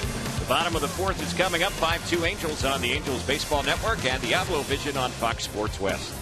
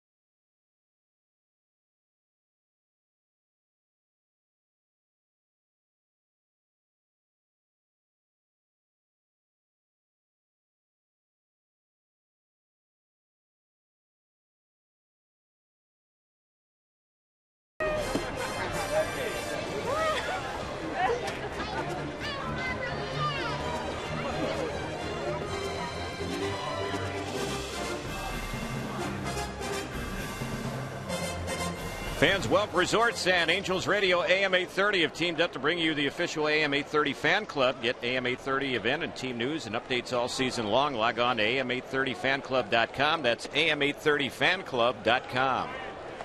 First batter for the Angels here as we go to the bottom of the 4th is Ryan Langerhans, who struck out his first time up. He's facing Chris Ray, who's the new Indians pitcher, and that one is cut on and missed. 1 ball, 1 strike.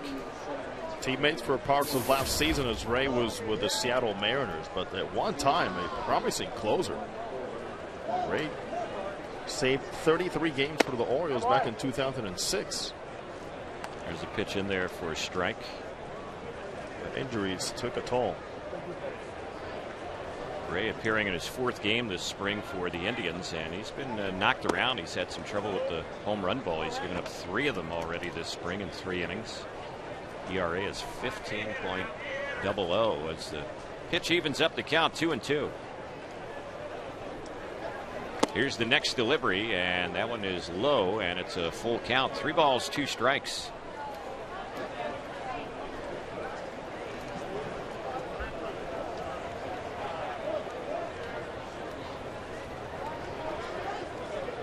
Ray is set. The payoff pitch. He walks him. So a leadoff walk for Langerhans, and now the top of the batting order. Eric Ibar will step to the plate. Mentioned Chris Ray. There was a time a few years ago where the Angels apparently had some interest in him. That was when Tejada was with Baltimore, and there were all kind of rumors flying around about a possible deal between the Angels and the Orioles. Irvin Santana's name was mentioned in that trade rumor a few years ago. I recall that. There's a pitch on the outside corner for a strike. There's talk of Tejada coming to the Angels and playing third base. Right.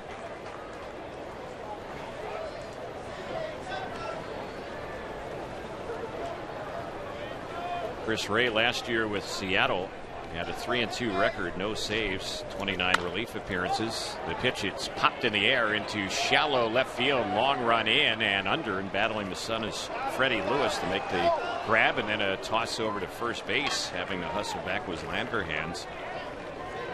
So one gone on the fly out off the bat of Ibar. Howie Kendrick will step to the plate. Hey fans, the Angels have just released exclusive club level season seats, and these padded and spacious seats are a great way to take in the action. Seats include access to the Knot Hole restaurant and exclusive club level amenities. And to get those great seats, you can call 888-796-HALO or visit angels.com. So here's Kendrick set to bat. Toss over to first base. The runner gets back.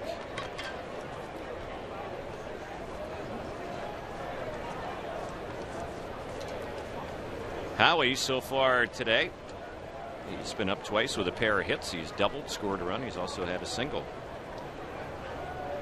Ray delivers. That pitch misses low and outside. One of Howie Kendrick's hobbies is photography. And he says there are so many beautiful sights here in the Valley of the Sun to take beautiful shots.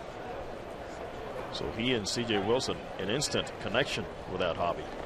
Yeah, CJ's parents, photographers. The pitch that's bounced on the third base side, a high hopper, and it skips under the glove of Hanahan. Making a big turn, rounding second was Langerhans, and he has to dive back to the bag. They almost threw him out, rounding second. Howie is on with another hit, an infield hit, his third hit of the day, and with one out, runners at first and second for Albert Pujols. That's Howie Kendrick now 6 for 11 here this spring. It was a do-or-die play for Hanahan. He tried to scoop it. It goes under his glove. Even if it comes up with that ball cleanly, it's going to be a tough play. And here we go again. Pujols at bat with runners in scoring position. And boy, we have seen that quite a bit already this spring. Hopefully we're going to see that a lot during the regular season. And it's not just Pujols that's going to benefit from these situations. It's the guys hitting behind him. Right. Here's the pitch on Albert. It's low and away.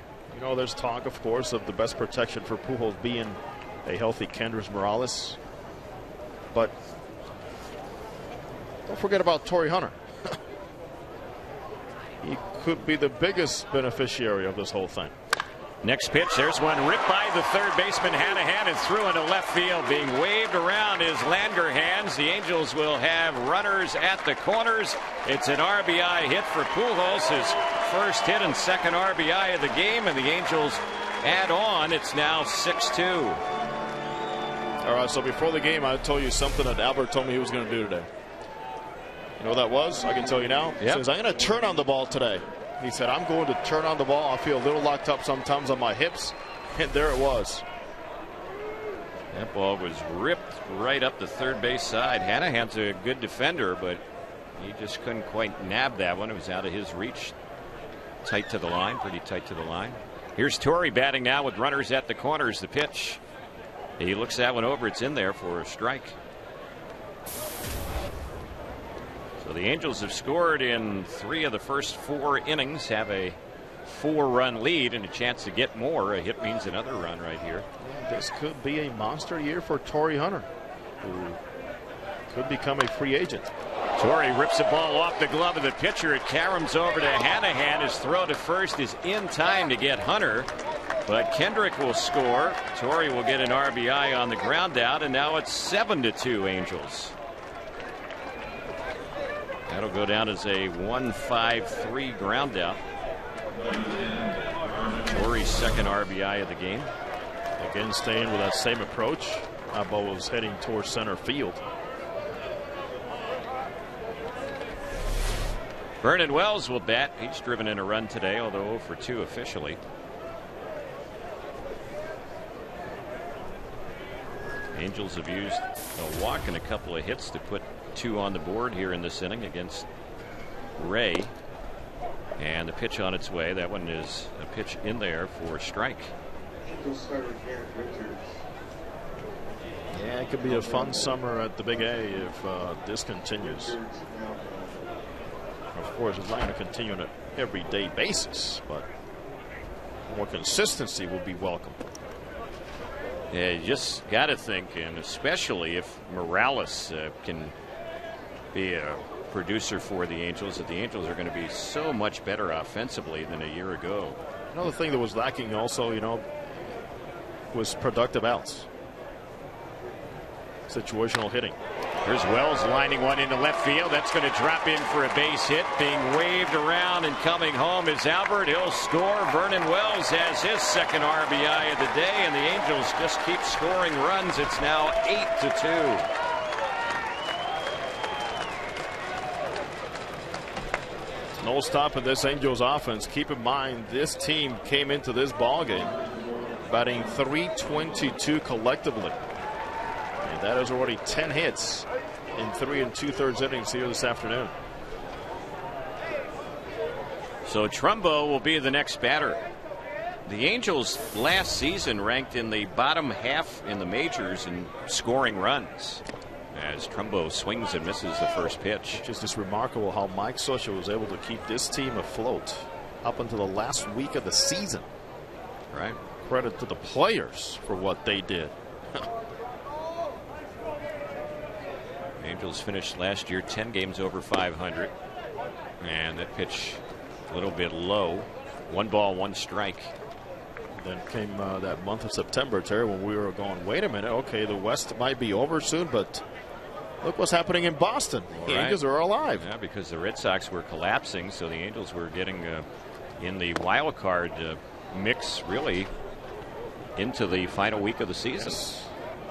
All of a sudden, you're looking at the scoreboard and following what Boston's doing, following what the Rays were doing. Right. And of course, the Rays ended up overtaking the Red Sox. It was what, on the final day? Yes, sir. Drama in Tampa Bay. Drama against the Orioles, who were playing championship-type baseball against Boston. Yeah. And really the same thing happened in the National League with the collapse of the Braves. And that got the Cardinals in there, and we all know what they did in the postseason. Ball is popped back foul up the bat of Trumbo. It's going to get back to the seats behind the plate, out of play. It's only going to add to the excitement now that you had a second wild card team. One game decides who goes in to the division series. I like that new setup now, adding the extra wild card team in each league. I do have one complaint about it, though, is that pitch is fouled back. In theory, the team that ends up winning the play-in game, the game between the two wild cards in each league, that team could end up hosting 3 consecutive games. That's right. And that's a little bit unfair. You know what? There's never going to be a perfect system, no matter what. But I'm glad it's happening. Yeah. And the other thing, too, there's concerns about travel. Where are those games going to be played? Who knows? Right.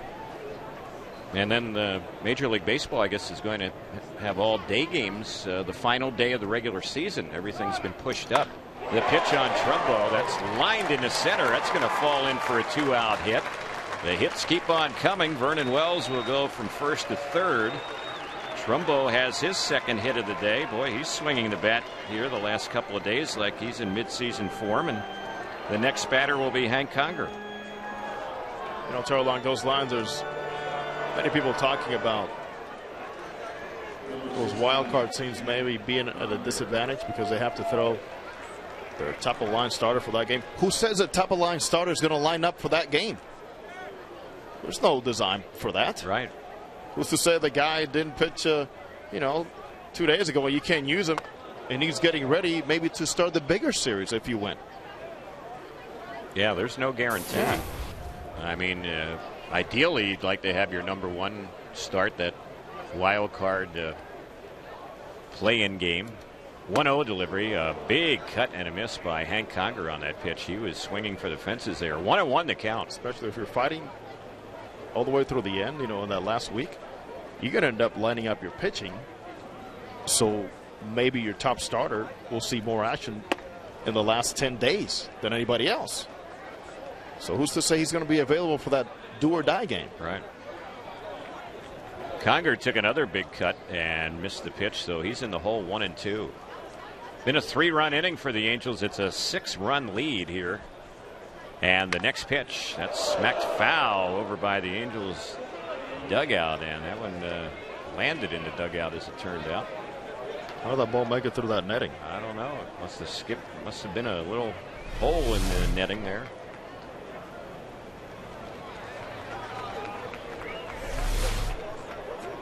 Angels already with 8 runs, 11 hits, and we're not even through 4 innings. Ray has thrown 26 pitches here in his first inning of relief. The next one, it's low and in. And now it's 2-2 on Conger. How is Hank's day going? Well, he's 1 for 2, a single, and he's popped out. Hank already has a total of 16 official at-bats this spring. The 2-2 pitch fouled back to the screen. Last spring, Mark Trumbull led the team with 74 at-bats. Also, Trumbull led the team with 6 home runs and 20 RBIs. And that continued into a successful rookie campaign with 29 home runs. Yep, translated into the regular season. The 2-2 once again on Conger. He takes a called third strike. It nips the inside corner, struck him out looking, and that will end the inning. But the Angels put a 3 spot on the board here in the 4th inning, and the Angels did it with 4 hits, also a walk in the inning. There were no errors in the inning, and the Angels wind up leaving 2 runners on base. We've completed 4. We're moving on to the 5th. It's 8-2 Angels on the Angels Baseball Network and Diablo Vision on Fox Sports West. What do you get?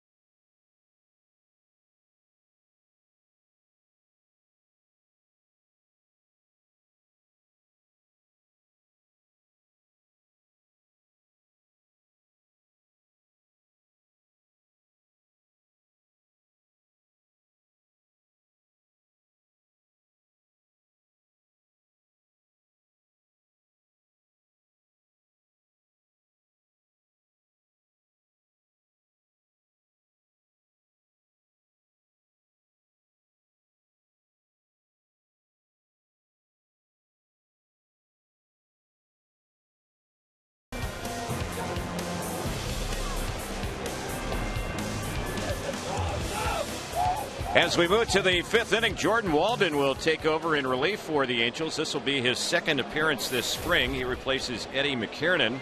He went 2/3 of an inning, giving up no hits, no runs. He walked 1, struck out 1. Scott Downs in his first outing this spring went 1/3 of an inning, giving up 3 hits, hitting a batter, allowing a home run, and giving up a pair of earned runs. So it'll be Kipnis, Cabrera, and Hafner to face Jordan Walden as we get set for the 5th inning. Terry Smith along with Jose Mota, our producer engineer Darren Chan, our producer director on Fox Sports West is John Gonzalez. And we are with you here at Tempe Diablo Stadium, where all systems are go right now for the Angels, who lead the Cleveland Indians by 6 runs, 8-2. The pitch, that one a little bit low and away. We're underway here in the 5th inning. It's 1 ball, no strikes. An excellent job by the whole Fox crew here for Diablo Vision, and of course our producer engineer here in the booth for radio, Darren Chan. But a lot of games on Diablo Vision, a lot of work, a lot of coordination, and so far so good. 2 balls and no strikes.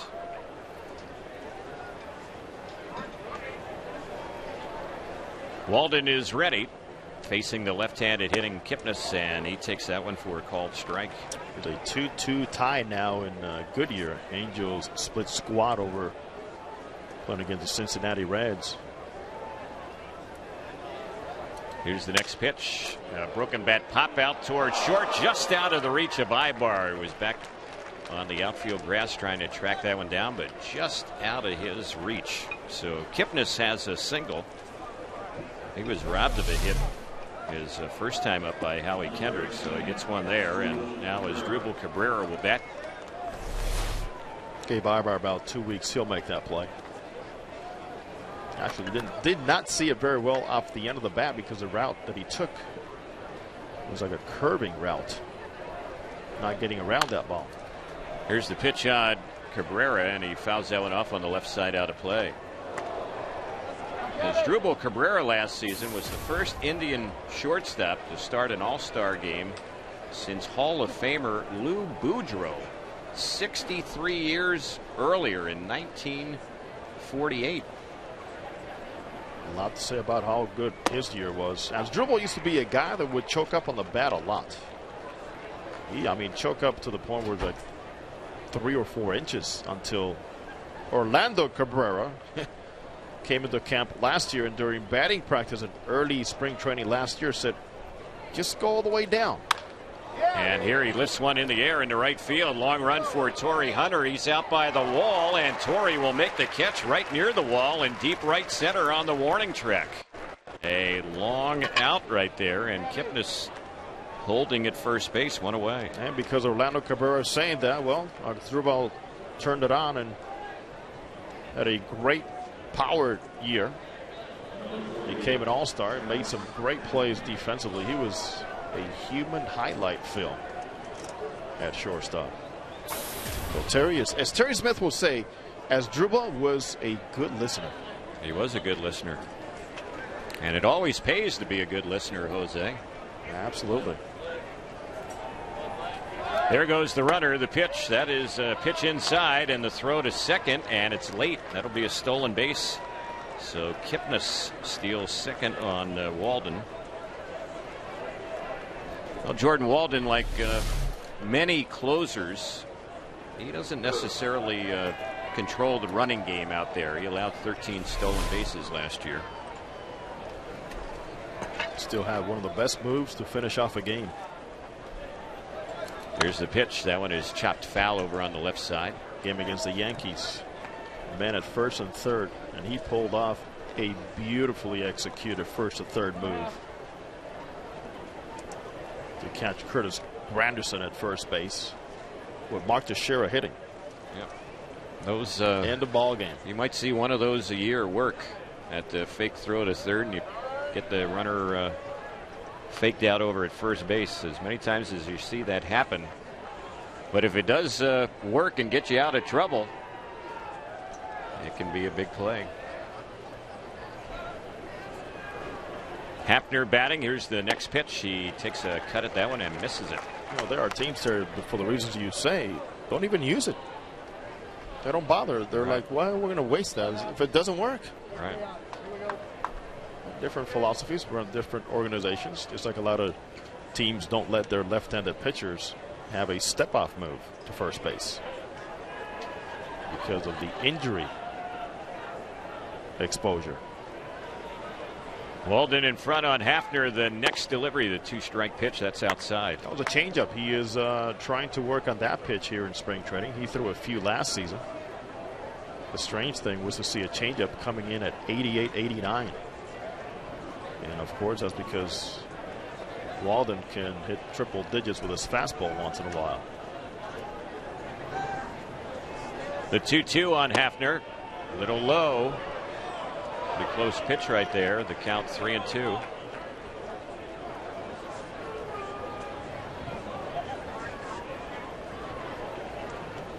Breakdown of Walden's pitches last season.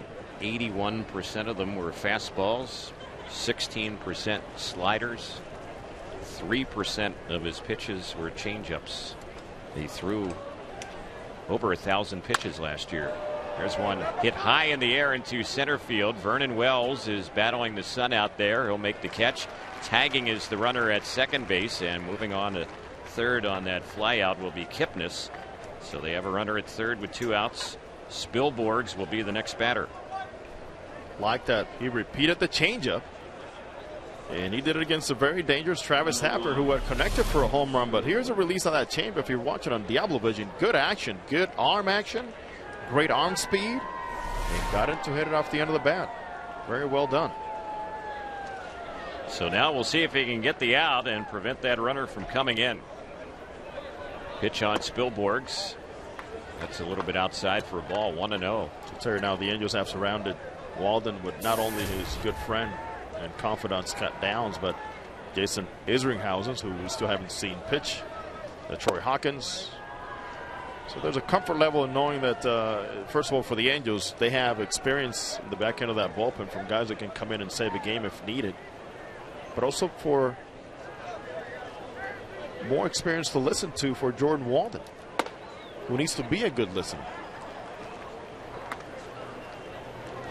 Right? Yep, he's been surrounded this year with even more veterans to pick their brain. 2 balls, 1 strike on Spilborghs. He takes low and away. It's now 3-1. Walden was the 12th round pick of the Angels back in 2006. He's set, ready to come in with the 3-1 pitch. Here it comes. Swing and a miss. Threw that one by Spilborghs, so it's a full count. We're in the 5th inning if you're just tuning in or rejoining us. Angels have an 8-2 lead. And the 3-2 delivery, grounded right to short, should be the end of the inning. It's fielded there by Ibar. The throw right on the money, and the inning is over. So they fail to get that runner in from third base. It ends on the 6-3 ground out. In the inning, no runs, the leadoff hit, no errors, a runner left at third. The Indians have now stranded 6. As we go to the bottom of the 5th, it's 8-2 Angels on the Angels Baseball Network and Diablo Vision on Fox Sports West.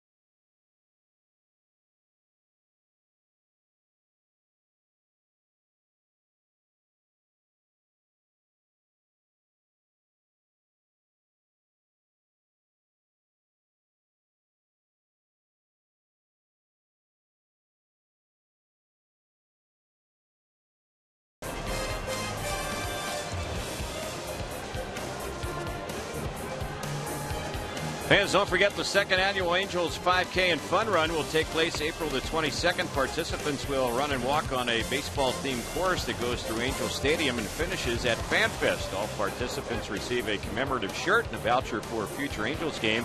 Sign up today at angels.com/5K. Proceeds from the event will benefit the Angels Baseball Foundation. Albert Pujols showing some love to the fans. In fact, the Albert Pujols Family Foundation will be very active in Southern California, just as it was over in the St. Louis area, involved in the cause for Down syndrome. So as we get ready for the Angels to bat here in the bottom of the 5th inning, Danny Salazar, a right-hander, will take over for the Cleveland Indians. He's their new pitcher. He replaces Chris Ray, who had a tough 4th inning. And the first pitch, that ball is crushed into center field, but right at the center fielder Carrera, and retired on the first pitch is Jorge Cantu. He couldn't have hit it any harder. Let's pause for station identification here on the Angels Baseball Network. Number 39, Ryan Landry.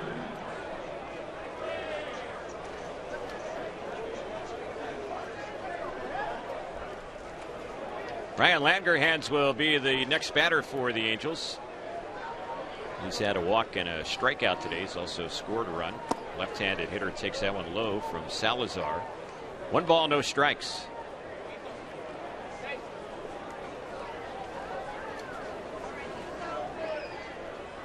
Here comes the next pitch, and that one is outside. 2 balls, no strikes. Well, sir, let's see if that relaxed stance for Langerhans helps him right here against the right-hander. See that bat leaning on that shoulder. The 2-0. He fouls that one off the screen. He's one of those guys getting also a long look here in the early going. Along with Cole Calhoun, who's been pretty busy over there at Goodyear in the split squad. Hank Conger, a lot of at-bats early this camp. 2-1 pitch. Fouled off on the left side, backing out of play. Danny Salazar is from the Dominican Republic. And he pitched in A-ball last year. Also in the Arizona Summer League. Next pitch, that's low and in. So the count runs full, 3-2. As you mentioned, the Arizona Summer League. We go back to the Arizona Fall League, and Mike Trout is just a few days away from being in a game, according to Mike Scioscia, as he addressed the media this morning. There's one low and inside, and it's another walk for Langerhans. That's the second time he's walked in the game, and he does that with 1 out here in the bottom of the 5th. Ibar will be the next batter. I know a lot of fans here in the Tempe area and also across Southern California have been asking us about Mike Trout, who has lost over 10 pounds here in camp. He's had a virus problem, which has kind of zapped a little strength, and the pitch that's fouled off on the right side. A foul ball off the bat of Eric Ibar. 0-1 to count.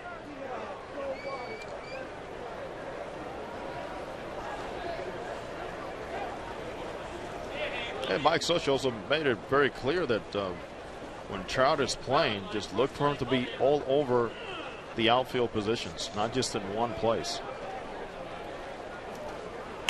He said clearly if he makes his team, it'll be because he's versatile, playing more than one outfield position. Ibar just fouled off another pitch over by the Angels dugout. So it's 0-2 on the Angels shortstop, who's had a 1-for-3 day.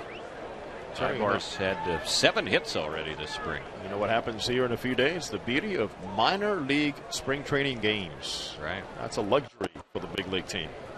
There's one that's low and in, and Mike Scioscia even hinted that there's a chance that Kendrys Morales could get some at-bats in some of those minor league games. It's just right behind us. Right. This field's right behind here in Tempe Diablo. They'll be real busy with action here very soon. Busy right now with practice, but games are coming up. There's a pitch that is inside on Ibar, and that one had him jumping off the plate. Well, Tim Salmon told me that one time he went out, he was assigned after coming back from an injury, and he got 20 at-bats in one day. Wow. How about that? Because what happens is you can send somebody from the big leagues to not only hit in one game, but in 2 or 3 games. Right.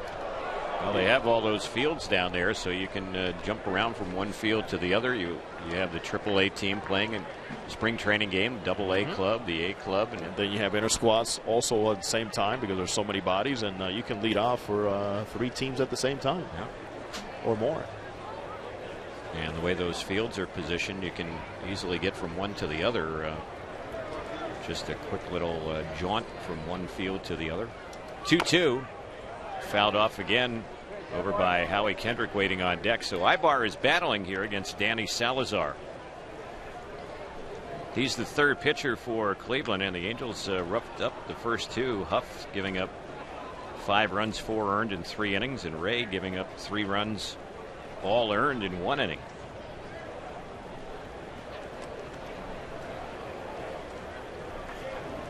Two and 2 the count on Eric, who hits one sharply fair on the first base side right over the bag. Heading on to third base is Langerhans. That ball's all the way down in the corner, so he is going to be waved home.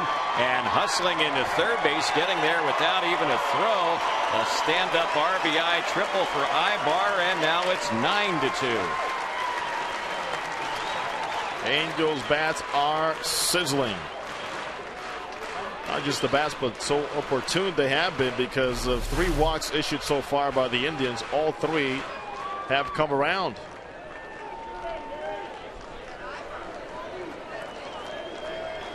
And Eric Ibar, as a result of that triple, will now have the rest of the game off. There's 8 hits for Ibar already. It's like Darwin Perez has come in to run for him. So we'll see if Perez might stay in the game at shortstop as well. Here's Howie at the plate, a chance to bring in the pinch runner. So Ibar's day is over. He was 2 for 4 today with a run batted in. And the pitchers, one grounded to the shortstop and right between the legs of Cabrera. The ball rolls into left field. Hustling into second, getting there safely is Kendrick.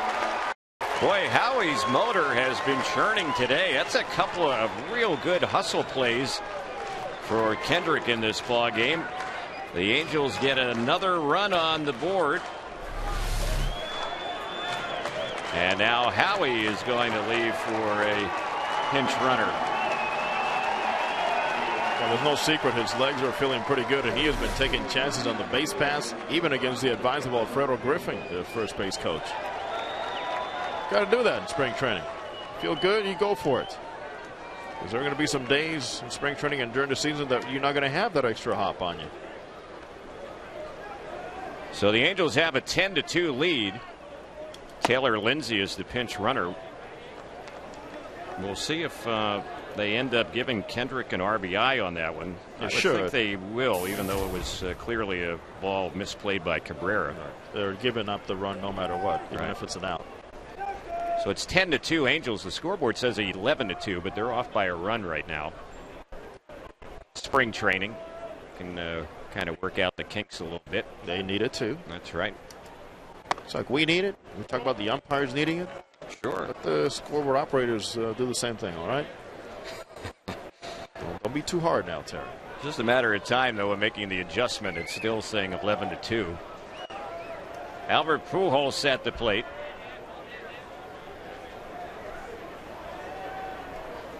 Albert today has driven in a couple of runs, and there's a wild pitch that sails right by the catcher Marson, and that will get Lindsay, the pinch runner, over to third base.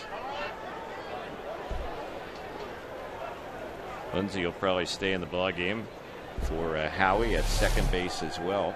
And Danny Salazar, so Albert Pujols, and his catcher's going for a fastball away, and he just amped it up and missed by a lot. You don't see fastballs make it all the way back like that very often.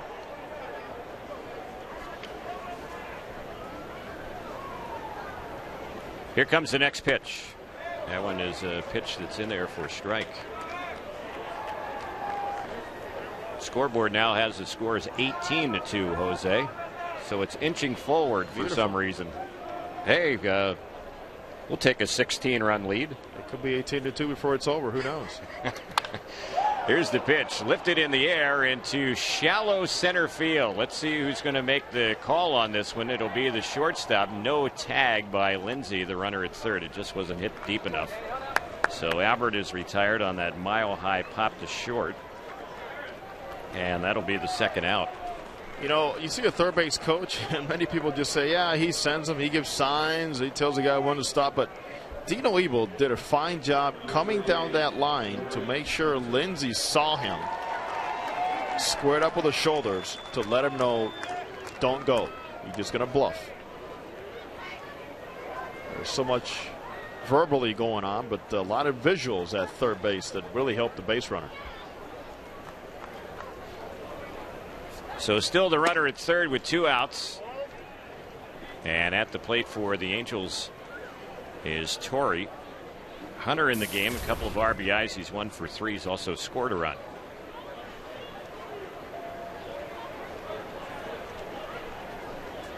Here's the next pitch. That's a strike on the outside corner.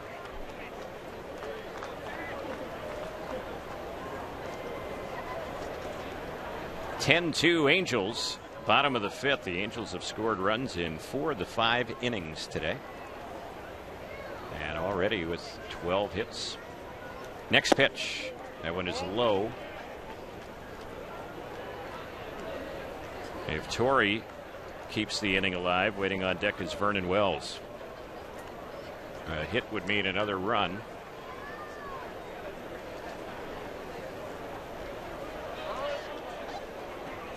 Time called as Hunter backs out of the box. Mike Scioscia's other squad is down 5-2 in the 7th inning at Goodyear. The Angels down 5-2 against the Cincinnati Reds at the other game. Here's the next pitch, and that one on the 2-1 delivery misses low. It's 3 balls, 1 strike. By the way, playing right field of that ball game is Bobby Abreu, who is having a birthday today. Happy birthday to Bobby Abreu.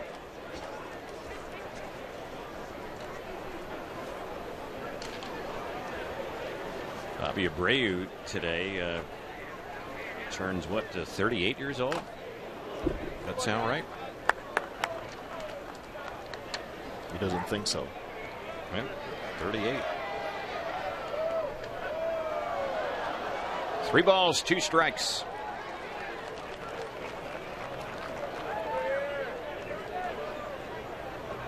Angels with a pair of runs in the inning, scoring 2 runs with only 1 hit in the inning.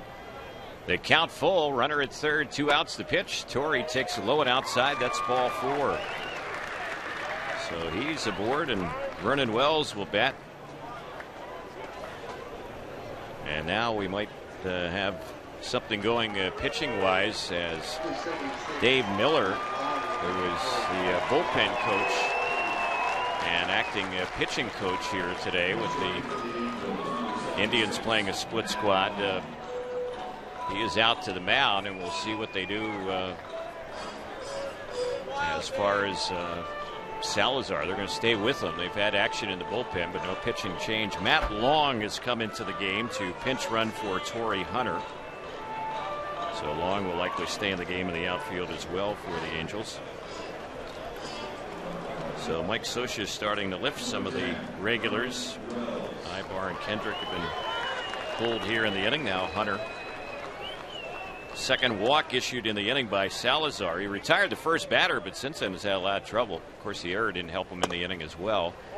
And the first pitch on Vernon, he takes ball 1. It's 1 ball, no strikes.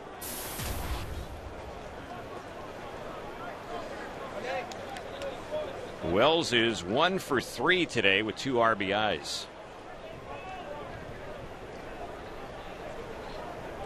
The pitch on Vernon. He rips a ball into left field. That ball is hit high and deep, and that ball is out of here. It's a home run.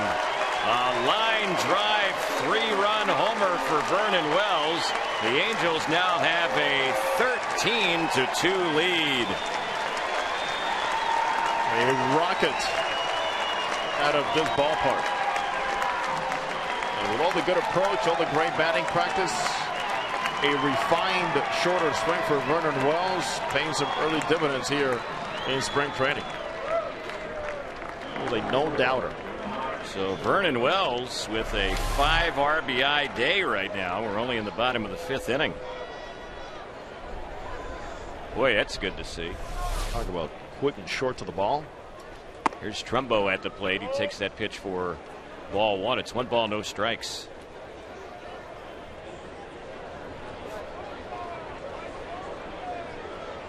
(13-2). The Angels on top, and we're still in the 5th inning. Here's the next pitch. It's fouled back behind the plate, out of play. That was already pitch number 38 from Danny Salazar. The Angels have done a fine job in just exploiting the quantity of pitches by Indians hurlers today. They got 61 pitches out of the starter David Huff in 3 innings. 29 pitches in 1 inning from Chris Ray. And here comes pitch number 39 this inning here for Danny Salazar. That's amazing how many pitches he's thrown here in this inning. Here's the next one, and that's inside.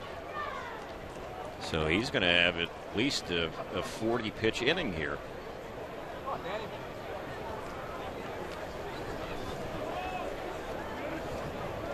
Two balls, 1 strike on Trumbo. Mark swings and he lifts a ball high and deep into left center field. He has hit another bomb out there. It's gone, a home run. Trumbo, 2 days running with another tape measure homer out there in left center field. It's now 14-2 Angels. There is a reason why the Angels are trying to find at bats for Mark Trumbo as a designated hitter, as a third baseman. Who knows? Maybe sometimes even as a right fielder. Simple reason: power. So a knockout blow in a number of ways. That'll be it for Danny Salazar. We're going to have a pitching change for Cleveland, a break in the action. The Angels still batting here in the 5th inning, leading at 14-2 on the Angels Baseball Network and Diablo Vision on Fox Sports West.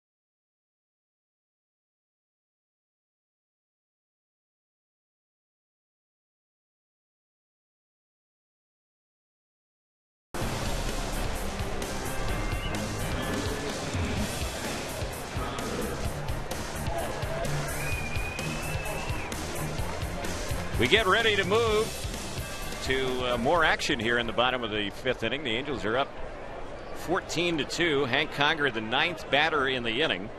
Feels like the 8th inning already. Yeah. Conger's gone 1 for 3. New pitcher for the Cleveland Indians. A right-hander on the mound, Ryan Price.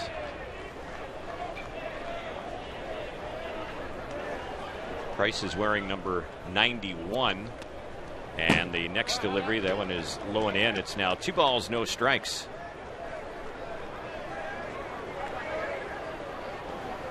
The catcher, Boo Marson, goes out to have a word with Price. A rough outing for Danny Salazar,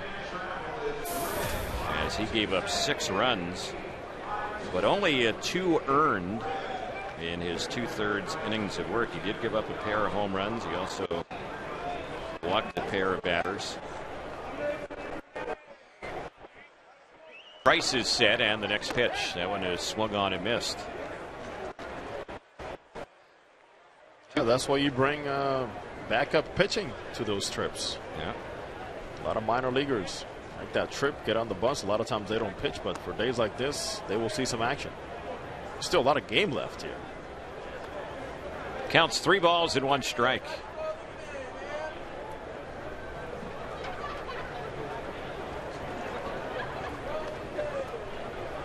Ryan Price hails from the state of Texas, and he delivers the pitch. It's grounded right to second, fielded by Kipnis. The throw is in time to get Conger, and the inning ends on a 4-3 groundout.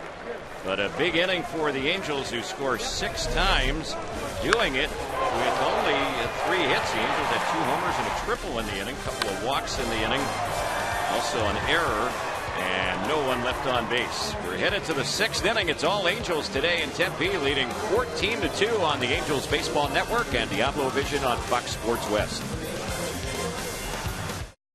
All your life.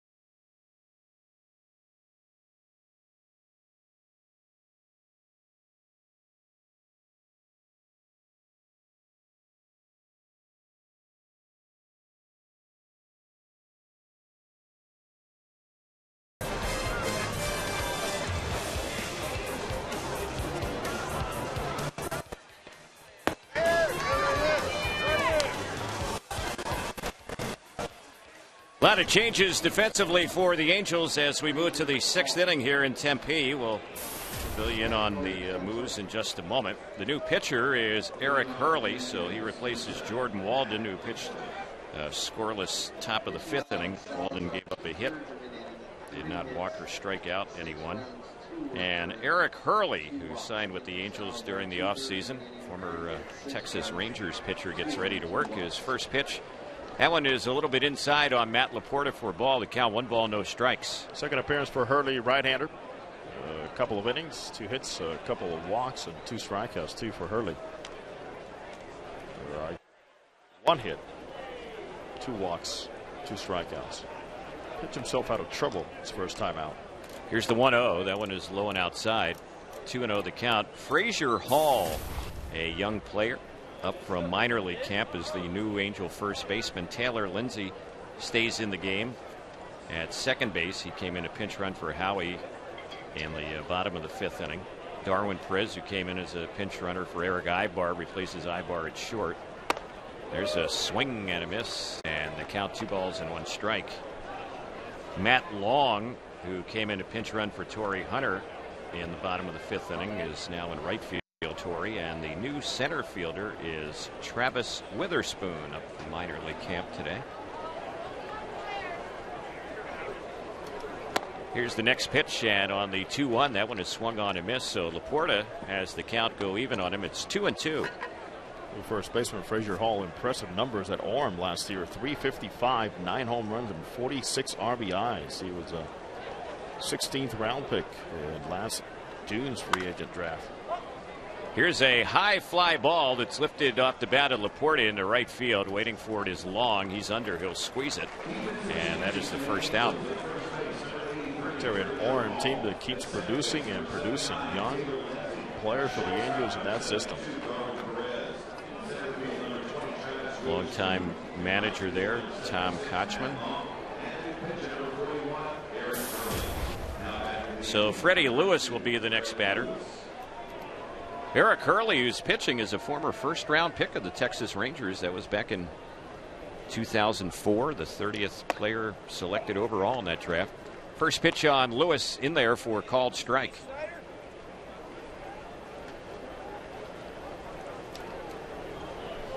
Hurley set the 0-1. It's fouled back to the screen. Cody has spent a lot of time on the disabled list, hoping for a fresh start here with the Angels. Show that he's healthy and show that his stuff can get big leaguers out. There's a pitch that's low and outside. He's a guy that has a power arm, but he's also had a battle back. You mentioned the injury problems. He had Tommy John elbow surgery. The 1-2 pitch, and that one is cut on and missed, and down on strikes goes Fred Lewis. So Hurley's retired the first two with little trouble here. 2 quick outs in the 6th inning. Hanahan will be the next batter.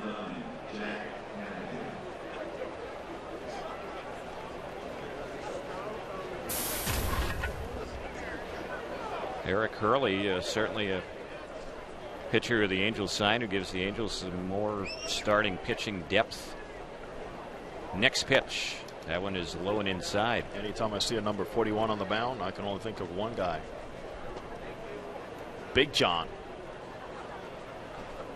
Game 7 winner for the Halos. Yep. Big John Lackey, who will not pitch this year. He's coming off of arm surgery. 1 ball, 1 strike. It has not been an easy transition for John Lackey over to Boston. 2 balls and 1 strike.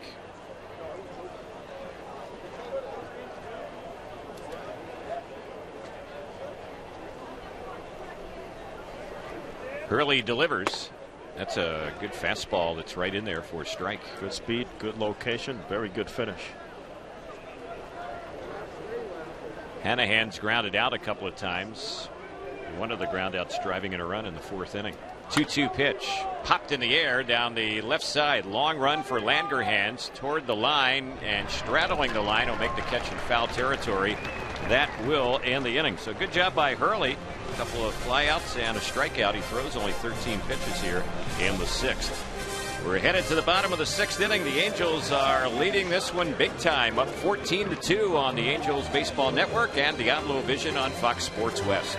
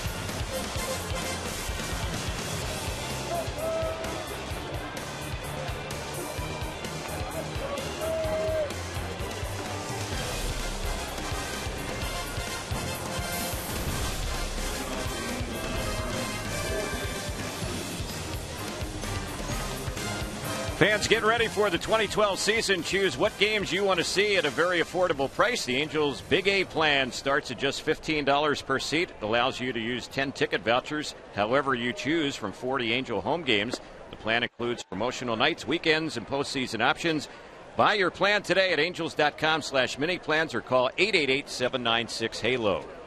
Jorge Cantu at the plate takes ball one. The count 1 ball, no strikes as he faces Ryan Price. And the next pitch, that's low and outside. 2-0 the count. Going to help you with your plans with the Angels open the season at home. It'll be April 6th, 7th, and 8th against Kansas City, a short homestand. Then the Angels will travel to Minnesota and New York before a homestand. It starts on the 16th of April. 4 against Oakland and 3 against Baltimore. Make plans to see us over at the Big A and experience exciting Angels baseball. 2-0 delivery was ball 3 on Cantu. And here's the next pitch. He is taking all the way on that 3-0. It's 3-1. Cantu has had an RBI hit in 3 times up. Big offensive day for the Angels, and this game isn't over yet. 14 runs on 14 hits. The pitch, it's grounded by the mound, and that one's going to skip through into center field. Another hit for Jorge Cantu. A leadoff single. He is putting together a nice beginning to his spring. Number of changes for the Cleveland Indians defensively this inning as they have Juan Diaz playing short. Cord Phelps is in the infield at second base. Trevor Crowe is the new left fielder. At the plate for the Angels is Langerhans, and he takes the first pitch. That one is ball 1. It's 1 ball, no strikes. He's had a couple of walks. He scored a pair of runs, and he chops that one foul over on the right side.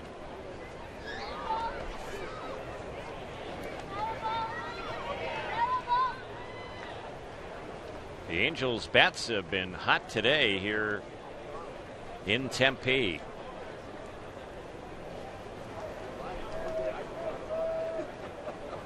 Price is set. Next pitch. That one misses low. Ryan Everybody, Price. Terry, has contributed somehow offensively today.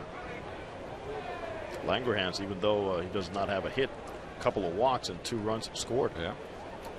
Here's the next pitch on him. He takes that one low and away.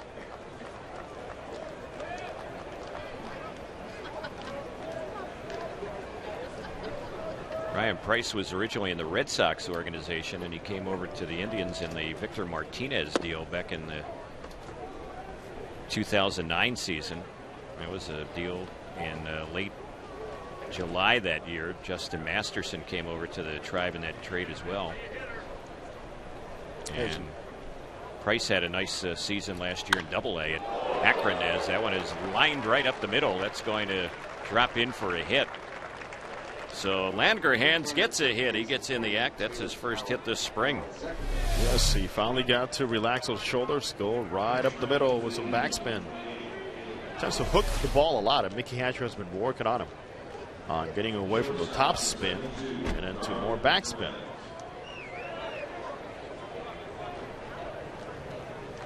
Mickey makes his way into these cages around 5 in the morning.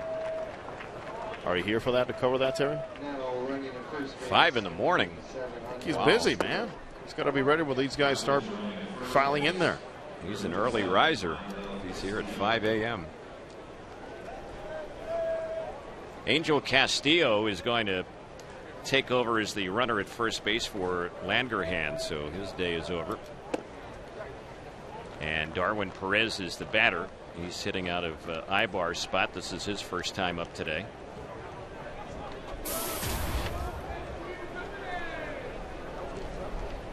Caleb Cowart is the base runner for the Angels at second base. So a couple of pinch runners out there now. And the pitch, that one is fouled off on the left side, backing out of play. So Cantu, he's finished for the day as well. He was the runner at second. It's a big day, a good day to be a minor leaguer and brought it to a game like this. Yep. You get some early action. And keep in mind, there's times when you will make such a good impression that they keep calling you back. Sure. Even though you're not invited to camp officially. A lot of these minor leaguers end up opening eyes and letting the staff know, hey, maybe there's a role for me, if not breaking camp early in the season. Here's the next pitch. Perez swings and misses that one, and he is down on strikes. So Price gets the first out here in the bottom of the 6th inning with a strikeout. And Taylor Lindsay will be the next batter. The pinch runner I mentioned at second base, the lead runner for the Angels, Caleb Coward. He was the Angels' first-round pick in 2010, 18th selection overall. He played at Orem last year in rookie ball. There's a swing and a miss by Lindsay, and the count, no balls and a strike.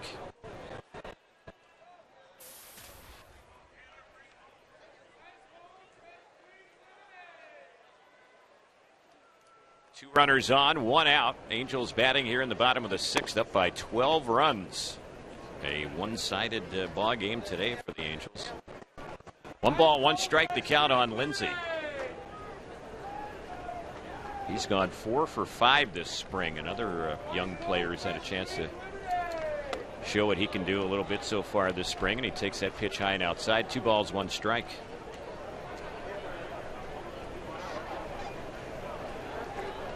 Lindsay is a left-handed batter. Boy, he's got a nice stroke. Plays with a lot of energy. And rightfully so, he's in the same clubhouse, and he looks up to Howie Kendrick. Next pitch, he cuts it that one and fouls it back behind plate. For a lot of these guys that had success early out of the draft, it is now a matter of knowing that as they move up in the ranks in different competition level, they need to stay within their strengths, understand what they need to improve on. But you become your own coach, your best coach, I should say, in knowing your swing, what things you need to work on. You got reminders, you got people supporting you, but never get away from what got you there. Here's Lindsay lifting another fly ball, this time down the left field side. Circling under is Trevor Crowe, the new left fielder. He puts that one away. Lindsay is retired. That's the 2nd out here in the Angels' 6th. Terry, you spend a lot of time in AAA as a broadcaster, and how many times did you hear the conversation with a manager telling a player, hey, whatever you were doing in AA when I saw you, when I had you, do it now. Right. Why are you trying to change? Whatever you did in A-ball, just continue, but make adjustments. It's a game of adjustments as you move along. Here's the pitch, and this is Segura lining a ball down the left field side, but foul. In fact, this is Witherspoon now, wearing number 20 like Segura does. Oh, that's Witherspoon, yeah. Travis Witherspoon, same number. All right, Witherspoon, the batter. Yeah, Segura was with the other Angel club today, wasn't he, in Goodyear, I think, against the Reds. Getting some playing time. Yep. So we have double 20s today. Signs of spring. Multiple numbers, multiple players. Sometimes the same number in the same game. Here's the next pitch on Witherspoon, and this one is popped in the air into shallow right center field. That ball's going to find a spot and drop in for a hit. A run will score, and runners at the corners. An RBI single for Witherspoon. And then Witherspoon hustling up to second base as the ball got mishandled a little bit. So it's 15-2 Angels lead, and some heads-up base running by one of those young players in from minor league camp today. I'm telling you, you got to love this. These guys come in there and want to take advantage of that single opportunity they're getting right now. You know, in regular season, maybe you're not taking the extra base when it's 15-2, and you shouldn't be doing that. You got to play aware of baseball. The right fielder will be charged with an error out there to enable Witherspoon to take the extra base. That was Spilborghs. He just took a peek at the scoreboard to see if an error was placed up there, and sure enough there was. It's a third against the Indians today. At the plate is Matt Long. This is his first at bat. What did you say that scoreboard was at before? Well, it got up to 18 or 19-2. The Angels are getting closer to that. Here's the pitch. chopped by the mound. That one's out behind second. It's off the glove of the second baseman Phelps. A run will score. Then he throws to third, but that's late as Witherspoon moves up. And now it's 16-2 Angels. That one will be scored a hit for Matt Long. He'll get an RBI on it. It's a good job putting the ball in play and keeping those good at-bats following. It's, you know, the Angels core group through 5 innings was outstanding swinging the bats, and now the young ones are coming in and following up right where the other guys left off. And now it looks like we're going to have a pitching change. That is going to be it for Price. So break in the action. A new pitcher coming in from the bullpen. Looks like a lefty coming in for the Indians. We'll tell you about him when we return. The Angels still batting here in the 6th with a pitching change coming up. It's 16-2 Angels on the Angels Baseball Network and Diablo Vision on Fox Sports West.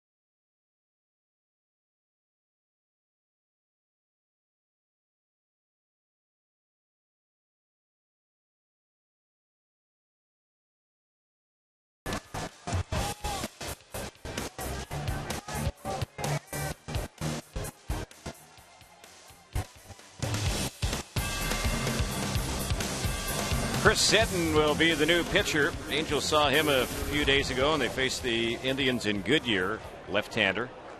And the batter for the Angels, getting ready for his first at-bat, is Frazier Hall, just up from minor league camp. We mentioned him a few minutes ago. He's playing first base for the Angels. Left-handed batter, and he takes the pitch for a called strike.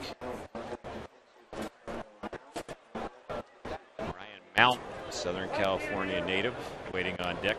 He would bat for Mark Trumbo, the original DH for the Angels today. And there's a pitch that's low, and it gets by the catcher, and breaking for the plate and coming in and scoring without even a return throw is the base runner Travis Witherspoon, and the Angels put another run on the board. It's now 17-2. Scoreboard operator might have been right. Yep.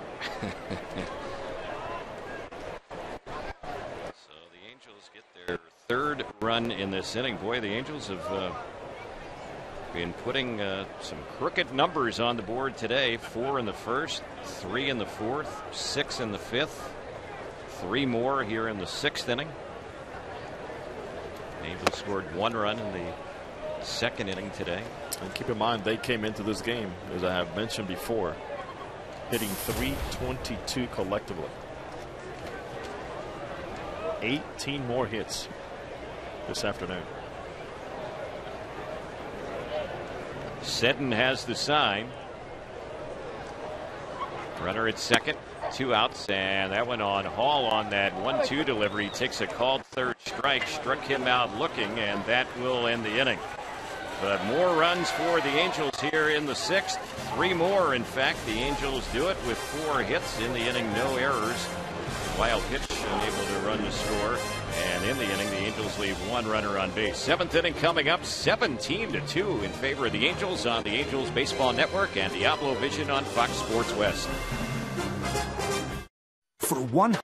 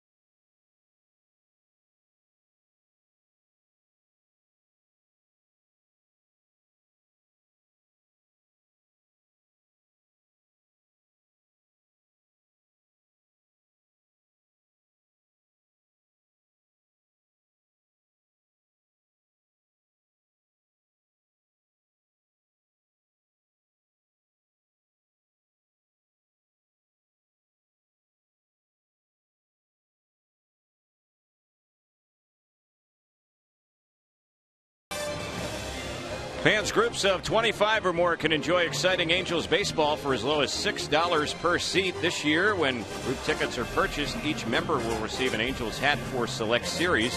To book your group outing, call 888-796-HALO or visit angels.com/groups.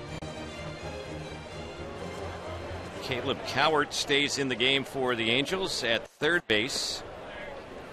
Angel Castillo is now playing right field. Matt Long moves from right to left field with Langerhans leaving. And here's a lazy fly ball hit to Castillo on right. He puts the shades down and makes the grab on that one. And Lou Morrison is retired on one pitch by Hurley. There's one quick out here in the top of the seventh.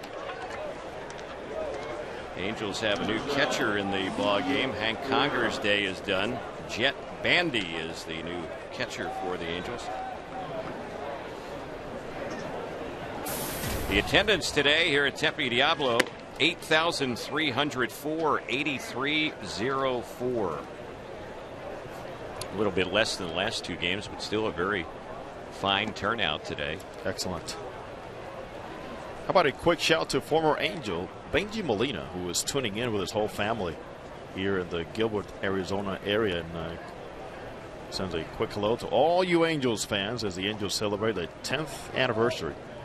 A special 2002 season. Yep. Saw Benji when he was here as a guest instructor, and I apologized to him that I missed his surprise birthday party, but I just hadn't gotten to town yet. I know you were there, Jose. It was a great time. And he and his wife, Jamie, along with the rest of the family. Yep. Here's the pitch on its way. That one is low. Wasn't Ramon Ortiz there for that party? Ramon was the... Was he the master of ceremonies? He was part of the show. he was part of the entertainment. The pitch. This one is lifted in the air down the right side. Long run for Castillo. Also chasing is Lindsay in the first baseman Hall, but none of them could get to it. It drops foul out of their reach. Jada, Jamie, and Kelsey, along with Benji Molina, who should be back also as an instructor here at Angels camp. It's good to see those guys in uniform again. You know, Tim Salmon and Mark Langston. Hope to see a Garrett Anderson over here someday. Troy Percival for years and years has been coming in. 3-2 the count on Carrera. He's gone the entire ball game for them in center field, and he fouls that one off on the left side. Eckstein. Yeah, I saw Eck. He was here today. He's back. Yep. He left. He came back. He was here today. It's all part of passing it down. In fact, Tim Salmon today has been spending a lot of time over on the minor league side, instructing some hitters and some outfielders. 3-2 pitch, another one that's lifted foul. This one behind the plate. It's going to get back and out of play. So you'll see Tim in his full uniform after this ball game on our Angels post-game report on Fox Sports West.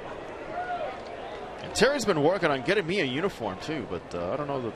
I don't know that you need to do that on the TV post-game. I don't, Terry. No. 3-2 pitch. It's fouled back to the screen.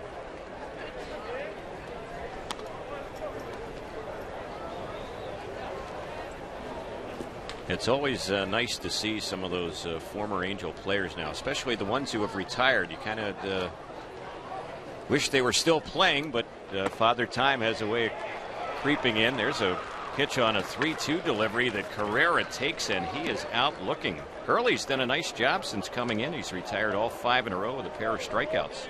I think of Tim Salmon, and I think of history and Angels history. Of course, a tremendous career, but World Series 2002 and a fist pump with Ron Renicky at third base after he homered in Game 2. Oh my goodness, I will never forget that. I want to freeze that in time. And the other thing too is Tim Salmon's lips saying that is the furthest ball I've ever seen hit when Barry Bonds connected against Troy Percival. Right. Here's the next delivery, and Phelps, the batter, lifts one in the air on the left side of the infield. It'll be the shortstop who takes charge. That's Darwin Perez, a couple feet back on the outfield grass. He puts it away, and Hurley has a very quick 1-2-3 inning here against the Indians as he throws just 10 pitches here in the 7th. No runs, hits, or errors. Nobody left. 7th inning stretch time here in Tempe. And the Angels are up big, 17-2 on the Angels Baseball Network and Diablo Vision on Fox Sports West.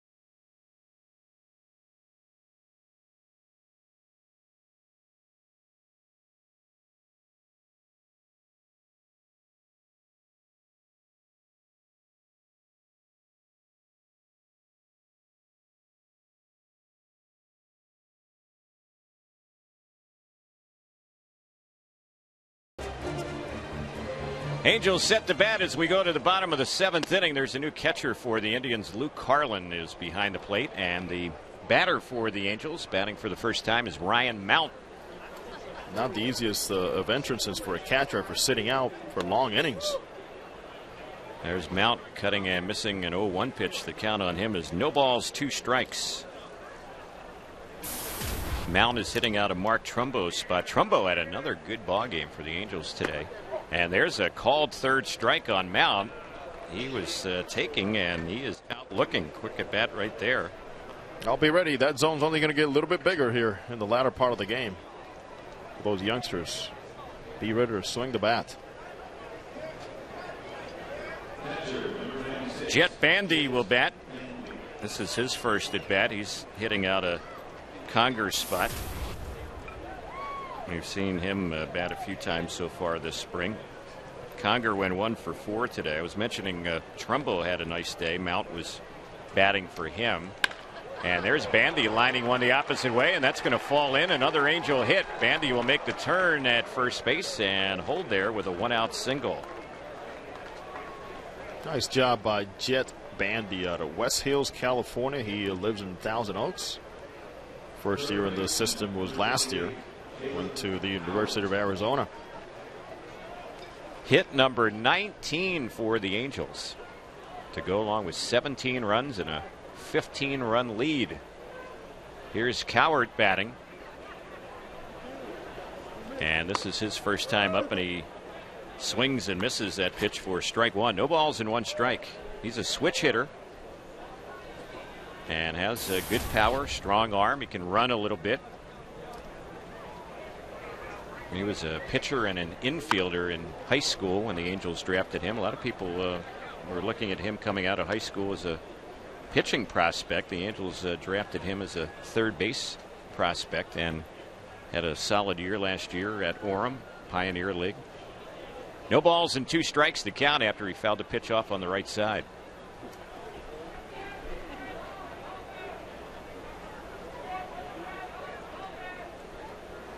Here's the next pitch, and he was fooled on that one. He misses it. He struck him out.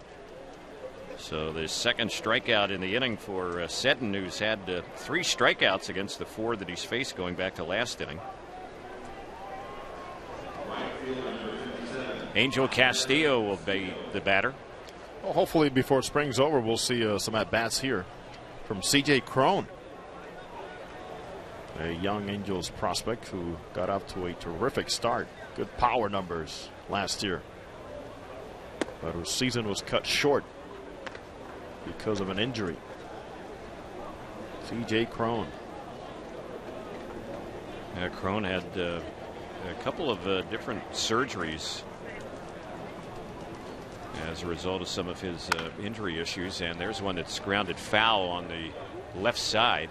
So the count on Castillo, 0-2. We saw Angel Castillo a little bit last spring here in Angel camp, but he had a tough year in the Angels system last year between AA and AAA. Hit only .211. He played a lot in camp last year. Power numbers are wondering where is that at? He's a pretty big kid.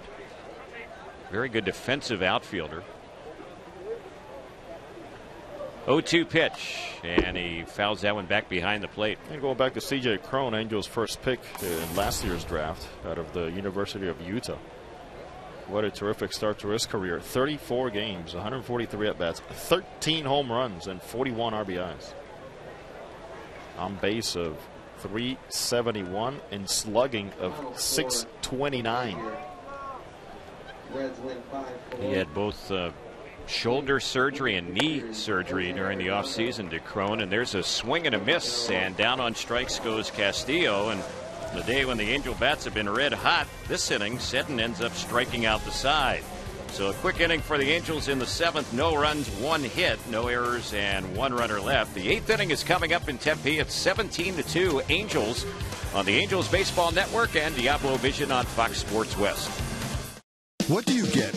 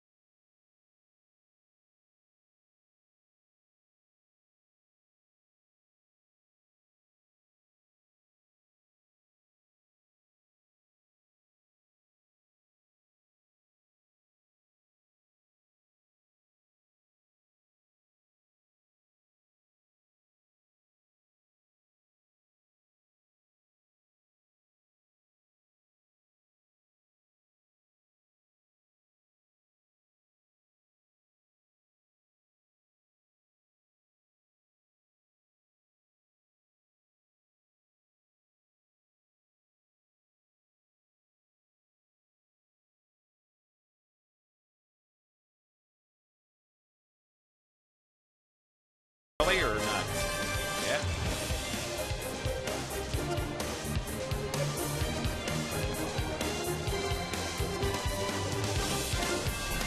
Eighth inning baseball here at Tempe Diablo Stadium. The first batter up for the Cleveland Indians getting ready for his first at bat today is Juan Diaz. Eric Hurley still in there for the Angels. This will be his third inning. He's retired 6 straight batters since coming in the top of the 6th, striking out a pair. And he faces Diaz, who swings from the left side. First pitch, he goes after it and chops it foul on the first base side, and the count, no balls, 1 strike. It's a good idea to send out Eric Hurley out there again. Only 23 pitches through his first 2 innings. He has faced a minimum 6 batters. No balls, 1 strike, the count on Diaz.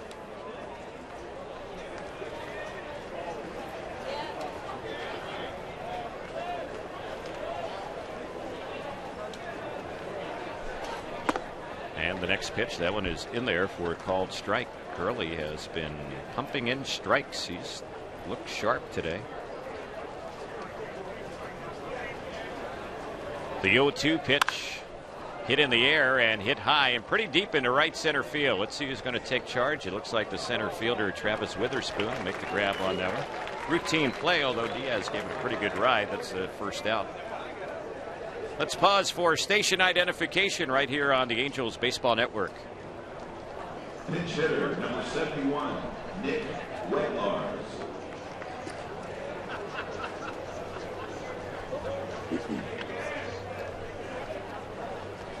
Nick Weglars is the batter, 3rd round pick of the Indians back in 2005, and he takes the pitch for a strike, left-handed batter. Weglars, a Canadian, has some power, and the pitch on its way. There's a swing and a miss, and the count jumps to 0-2. It's a good day for Travis Hafner. He goes 2 for 3 with a home run, his first of the spring.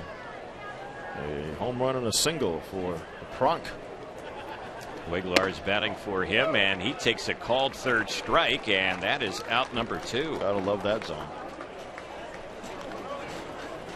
Well, there's really no reason to be looking at pitches with 2 strikes on you when it's a 15-run lead. If it's close, at least make an attempt to foul it off. Yep. Here's the next batter, and that pitch is a strike on the outside corner.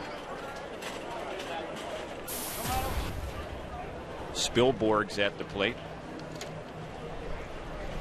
He's gone all the way in right field for them, and he fouls that one back, and Hurley just jumping on top of hitters. Another 0-2 count.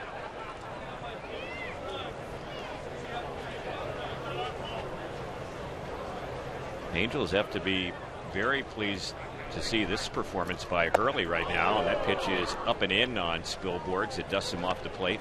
1-2. Yeah, Terry, and it comes in a day when guys competing for that 5th spot in the rotation have all pretty much pitched. Trevor Bell, Garrett Richards, Hurley, and Brad Mills. Right. There's a pitch. He checks the swing on. Did he go around? Yes, says the first base umpire, and that will end the inning. So another quick, strong inning for Hurley, who throws 10 pitches here in the 8th, retires 3 in a row. Bottom of the 8th is coming up here in Tempe. The Angels with a 17-2 lead on the Angels Baseball Network.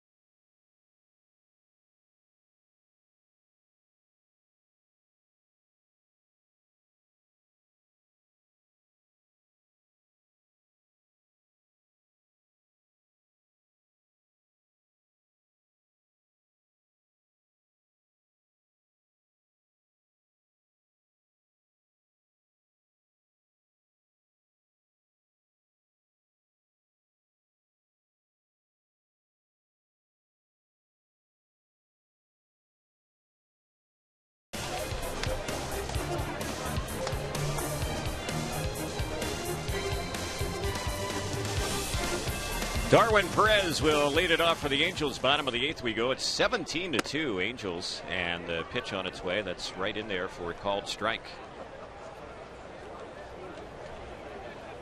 Perez batting from the right side against the lefty.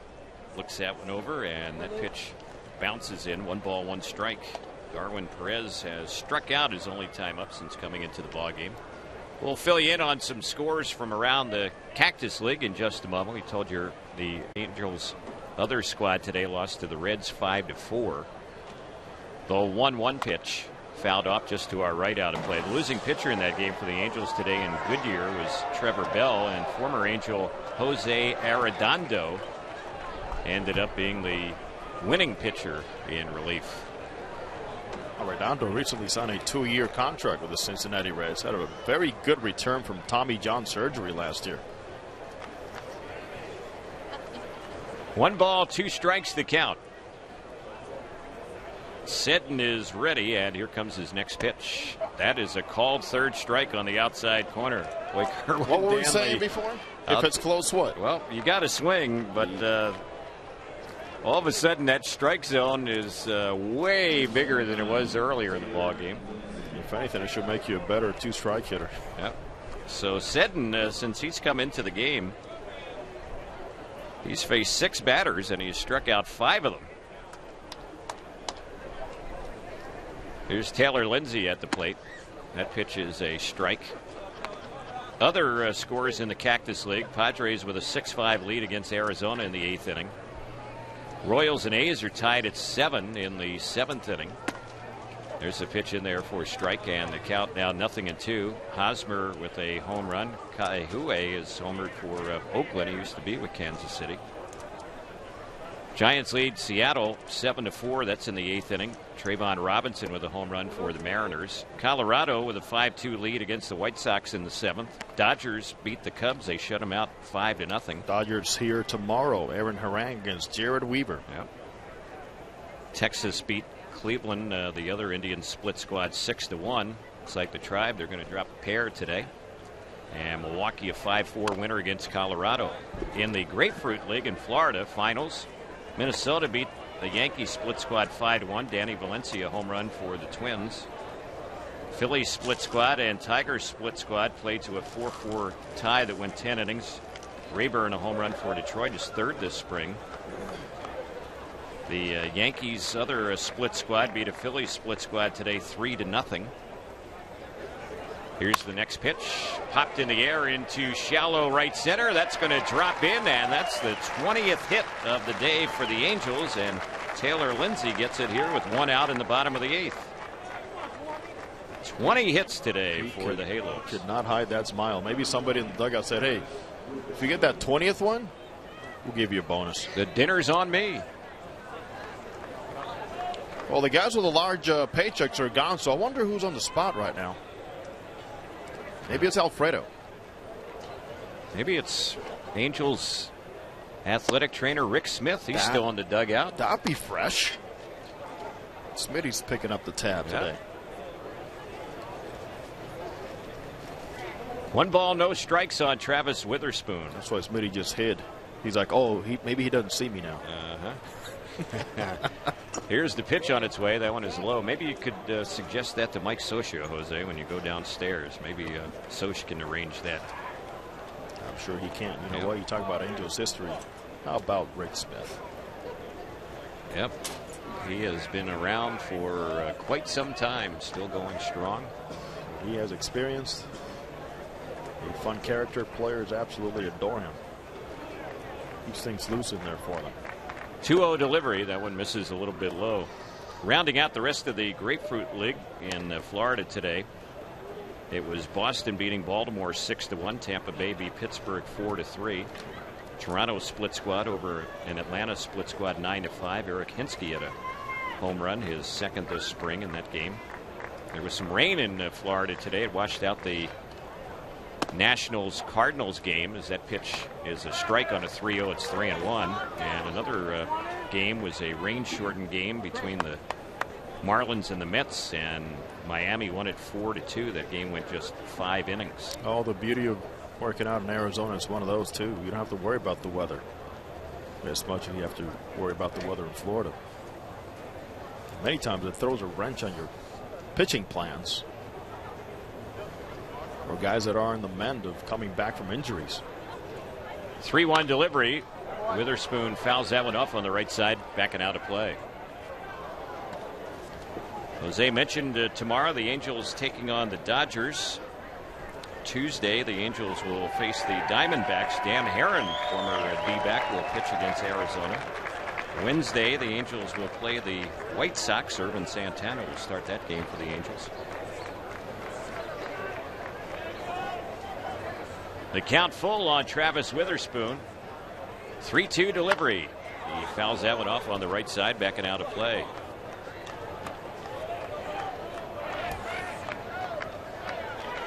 We saw Witherspoon a little bit last spring here in Angel Camp. Very speedy base runner, Travis Witherspoon. He's had some big stolen base numbers in the past in his minor league career. Had 46 stolen bases last year in the minors for the Angels. There he fouls one off again on the right side, backing out of play. Very athletic player. One of those guys that the Angels bring up a lot from minor league camp when they're practicing their base running defense. First and thirds defense, and also the rundowns. And rundowns in spring training sometimes could turn out to be a fun day. Again, the 3-2 on Witherspoon. He takes, and that is a called third strike. Struck him out looking. So 2 are gone here in the inning. Still don't want to listen to you. Oh, every out that Seddon has recorded since he came in with 2 outs in the bottom of the 6th inning, every out he's recorded coming via the strikeout. And 4 of the 6 that he struck out have been called out on strikes, taking a called third strike. Here's Matt Long at the plate. He's had an RBI hit his only time up today, and he takes a strike on the outside corner.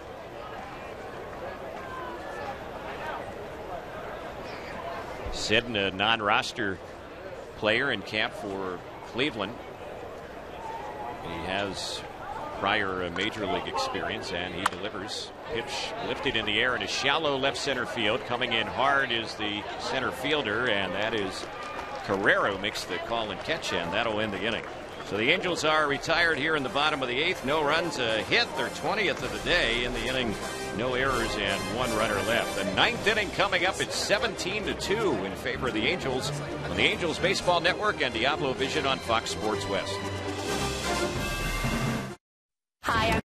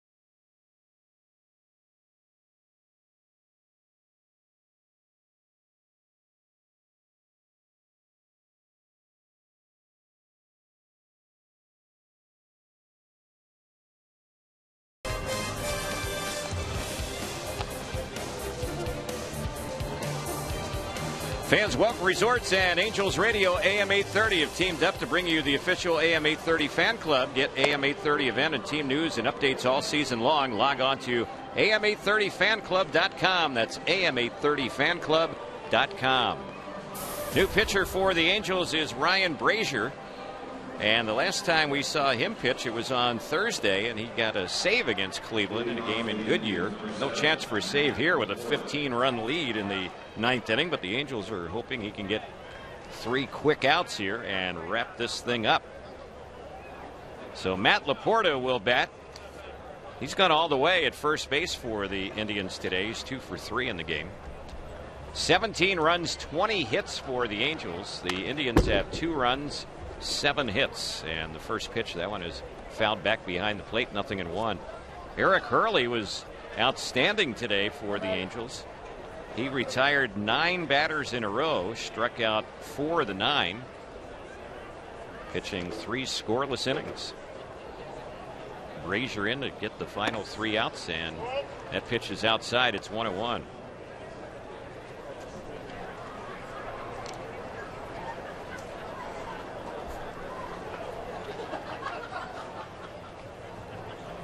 Brasier is ready, and the next pitch, that one is cut on and miss. That looked like a good slider. So the count, 1 ball, 2 strikes.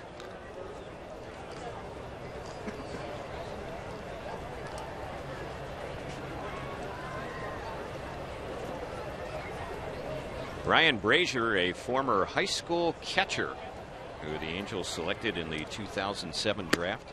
And there's a called third strike on the outside corner. Laporta is out looking. And that is out number 1 here in the 9th inning.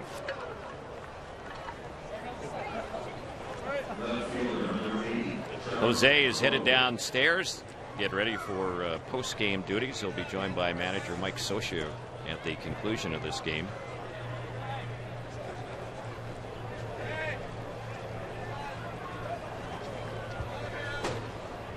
Brasier is set, and here's the pitch. That one is hammered into right field. It's hit well. It's out by the wall and off the wall in right. Playing it in is Castillo, but not before Trevor Crowe has a ringing double off the right field wall with 1 out in the 9th inning for the Indians. So the Tribe getting a base runner here. It's like we're going to have a pinch hitter. Thomas Neal is going to bat for Jack Hanahan.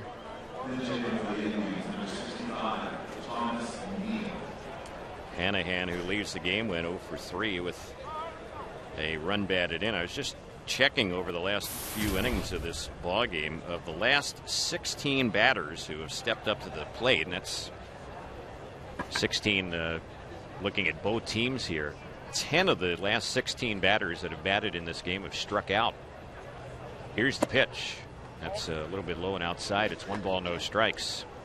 So game with the Angels up by 15 runs in the 9th inning. Almost like we've had speed up rules going on here. The strike zone getting a little bit wider, and a lot of strikeouts and a lot of called third strikes. Here's the 1-0. That one's low. And the count goes to 2 balls, no strikes. Garrett Richards started. He was one of 6 pitchers Mike Scioscia has used in this game. Richards, Downs, McKiernan, Walden, Hurley, and now Brasier. Next pitch, Neal takes, and that pitch, a pitch that he took a long look at, missed for ball 3, 3-0.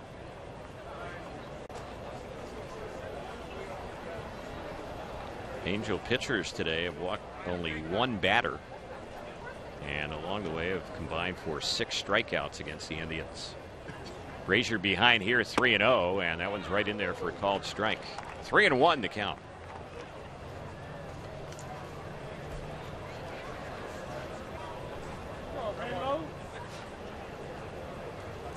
Luke Carlin waiting on deck. He has yet to hit in this game since coming in behind the plate. 3-1 pitch on Neal. He swings and misses that one. So Brasier is battled back to run the count full.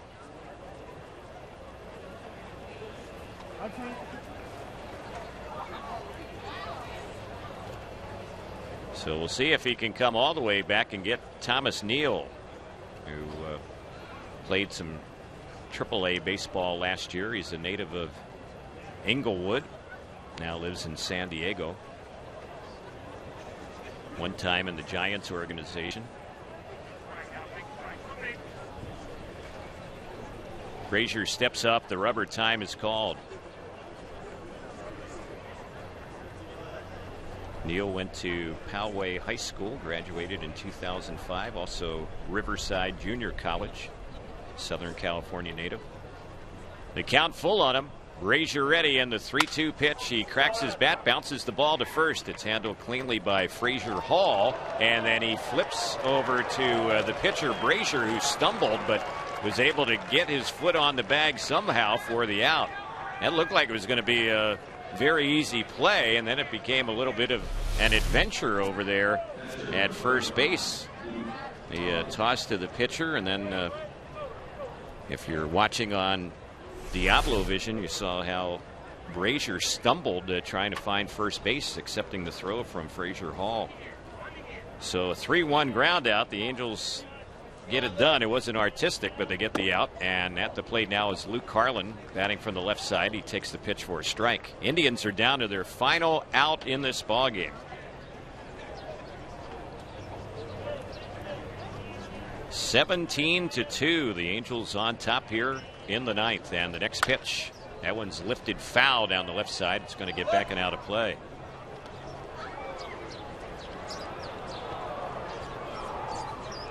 Well, there's still a lot of Cactus League action remaining for the Angels. Today is just, well, I guess with one game already completed against the Reds, I guess you could say this is the Angels' 8th game this spring. And we'll see if the Angels can have a bigger offensive day than this one. It might be hard to do. 17 runs, 20 hits. You don't see too many like this. Pitch missed for a ball.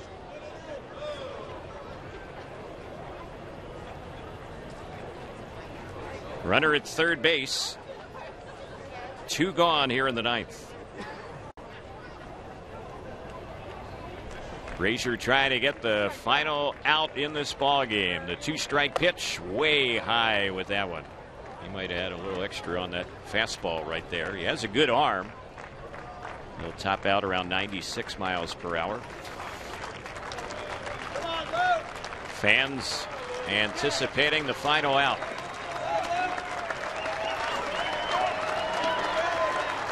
Frazier is ready. The count even. The 2-2 pitch, and that one just missed a little bit high. Carlin thought about chasing it and then held up. So it's a full count. Luke Carlin, a switch hitting non-roster catcher.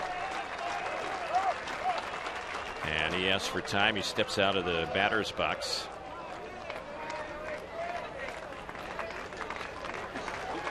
Frazier getting positioned on the rubber, ready to come in.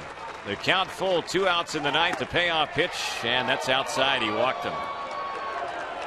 It wasn't close enough for the home plate umpire to make any other call. Kerwin Danley, but called ball 4. So runners at the corners. It's not over yet. And Ezekiel Carrera, who's played the entire ball game, gets ready for his 5th at bat today. He's gone hitless.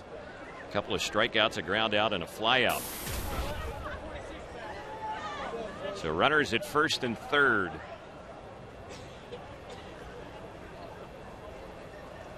Frazier ready, delivers. And the first pitch misses low on the left-handed hitting Carrera. That's going to get Jet Bandy out to the mound to have a word with his pitcher Ryan Brasier, try and settle him down a little bit.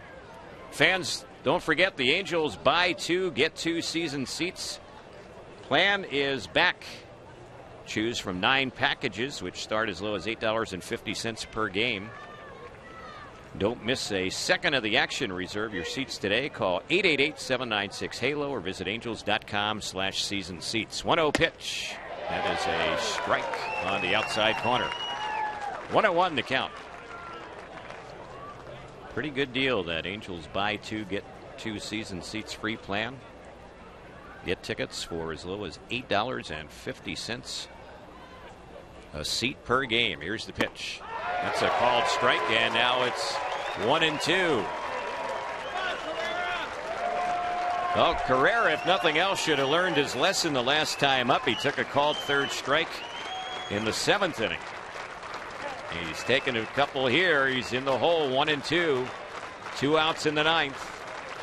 The 1-2 pitch. He chops that one right to second. Lindsey has it. This should do it. His throw to first in time, and the ball game is over. It ends on a 4-3 ground out. No runs. The Indians had a hit, a walk, no errors. They leave a pair. The Angels come away today with a 17-2 victory against the Tribe. So the Angels end up splitting a pair of games today, losing the game to the Reds in Goodyear 5-4, winning this one here against the Indians 17-2. So the Angels now this spring have a record of 5-3. The Indians lost a pair today. They lost earlier in a game against the Rangers in surprise and lose to the Angels here in Tempe. So Cleveland now, after 10 games, their record is just 2-7-1 here in the Cactus League. Good day for the Angels here in Tempe. A lot of fans on hand. We had over 8,300 here for today's ball game between the Angels and the Cleveland Indians. Jose Mota will be joined by Angels manager Mike Scioscia in just a moment. We'll get some of the Angels skipper's thoughts on today's ball game. Angels doing a lot of good things, obviously, on offense, and had some solid pitching performances as well. Let's go to Jose and Angels manager Mike Scioscia. Thanks, Terry. We saw Garrett Richards, Mike, take mound for the second time this spring. Tell us the difference between the first outing for him and this one here today. Very efficient. Well, it was just command. This afternoon, Garrett was getting that ball really good on his glove side, mixing some good sliders, change-ups. Pitched ahead of the count much more than his first outing, but that's to be expected early in spring, especially with a young pitcher. 3 good innings from him, and, he showed that big arm. Eric Hurley in the same boat, trying to make the ball club, also was a 5th starter, and also the difference between the first one for him and this one here today. Much better. There's no doubt his arm was freer. Action on his ball was better. He was able to get his fastball in the corners and use the slider and split his out pitches. And Eric's a guy certainly that we're looking for depth. Took a big step forward this afternoon. How much fun is it for you to manage a team like this? Right now, a lot of offensive output in the early going. What do you attribute that to? Well, we had good at-bats early on. We're taking our walks. We're getting the hitting counts. Running the bases. We ran the bases as well as I've ever seen this afternoon, and that's going to be part of our team. We have some team speed. It's always nice when you can string together hits like we did and do some of the things, but we know we have our work cut out for us. It's not going to be Albert, it's going to be the guys around him, and this afternoon they came through. Mike, thank you very much. Okay, Jose. Terry, let's go back to you. All right, thanks, Jose. The Angels come away with the victory here in Tempe, beating the Cleveland Indians today by the final score of 17-2. For those of you watching on Diablo Vision, Jose and Tim Salmon will have a lot more post-game analysis. And on radio, we'll have more from Tempe as well. This is the Angels Baseball Network and Diablo Vision on Fox Sports West.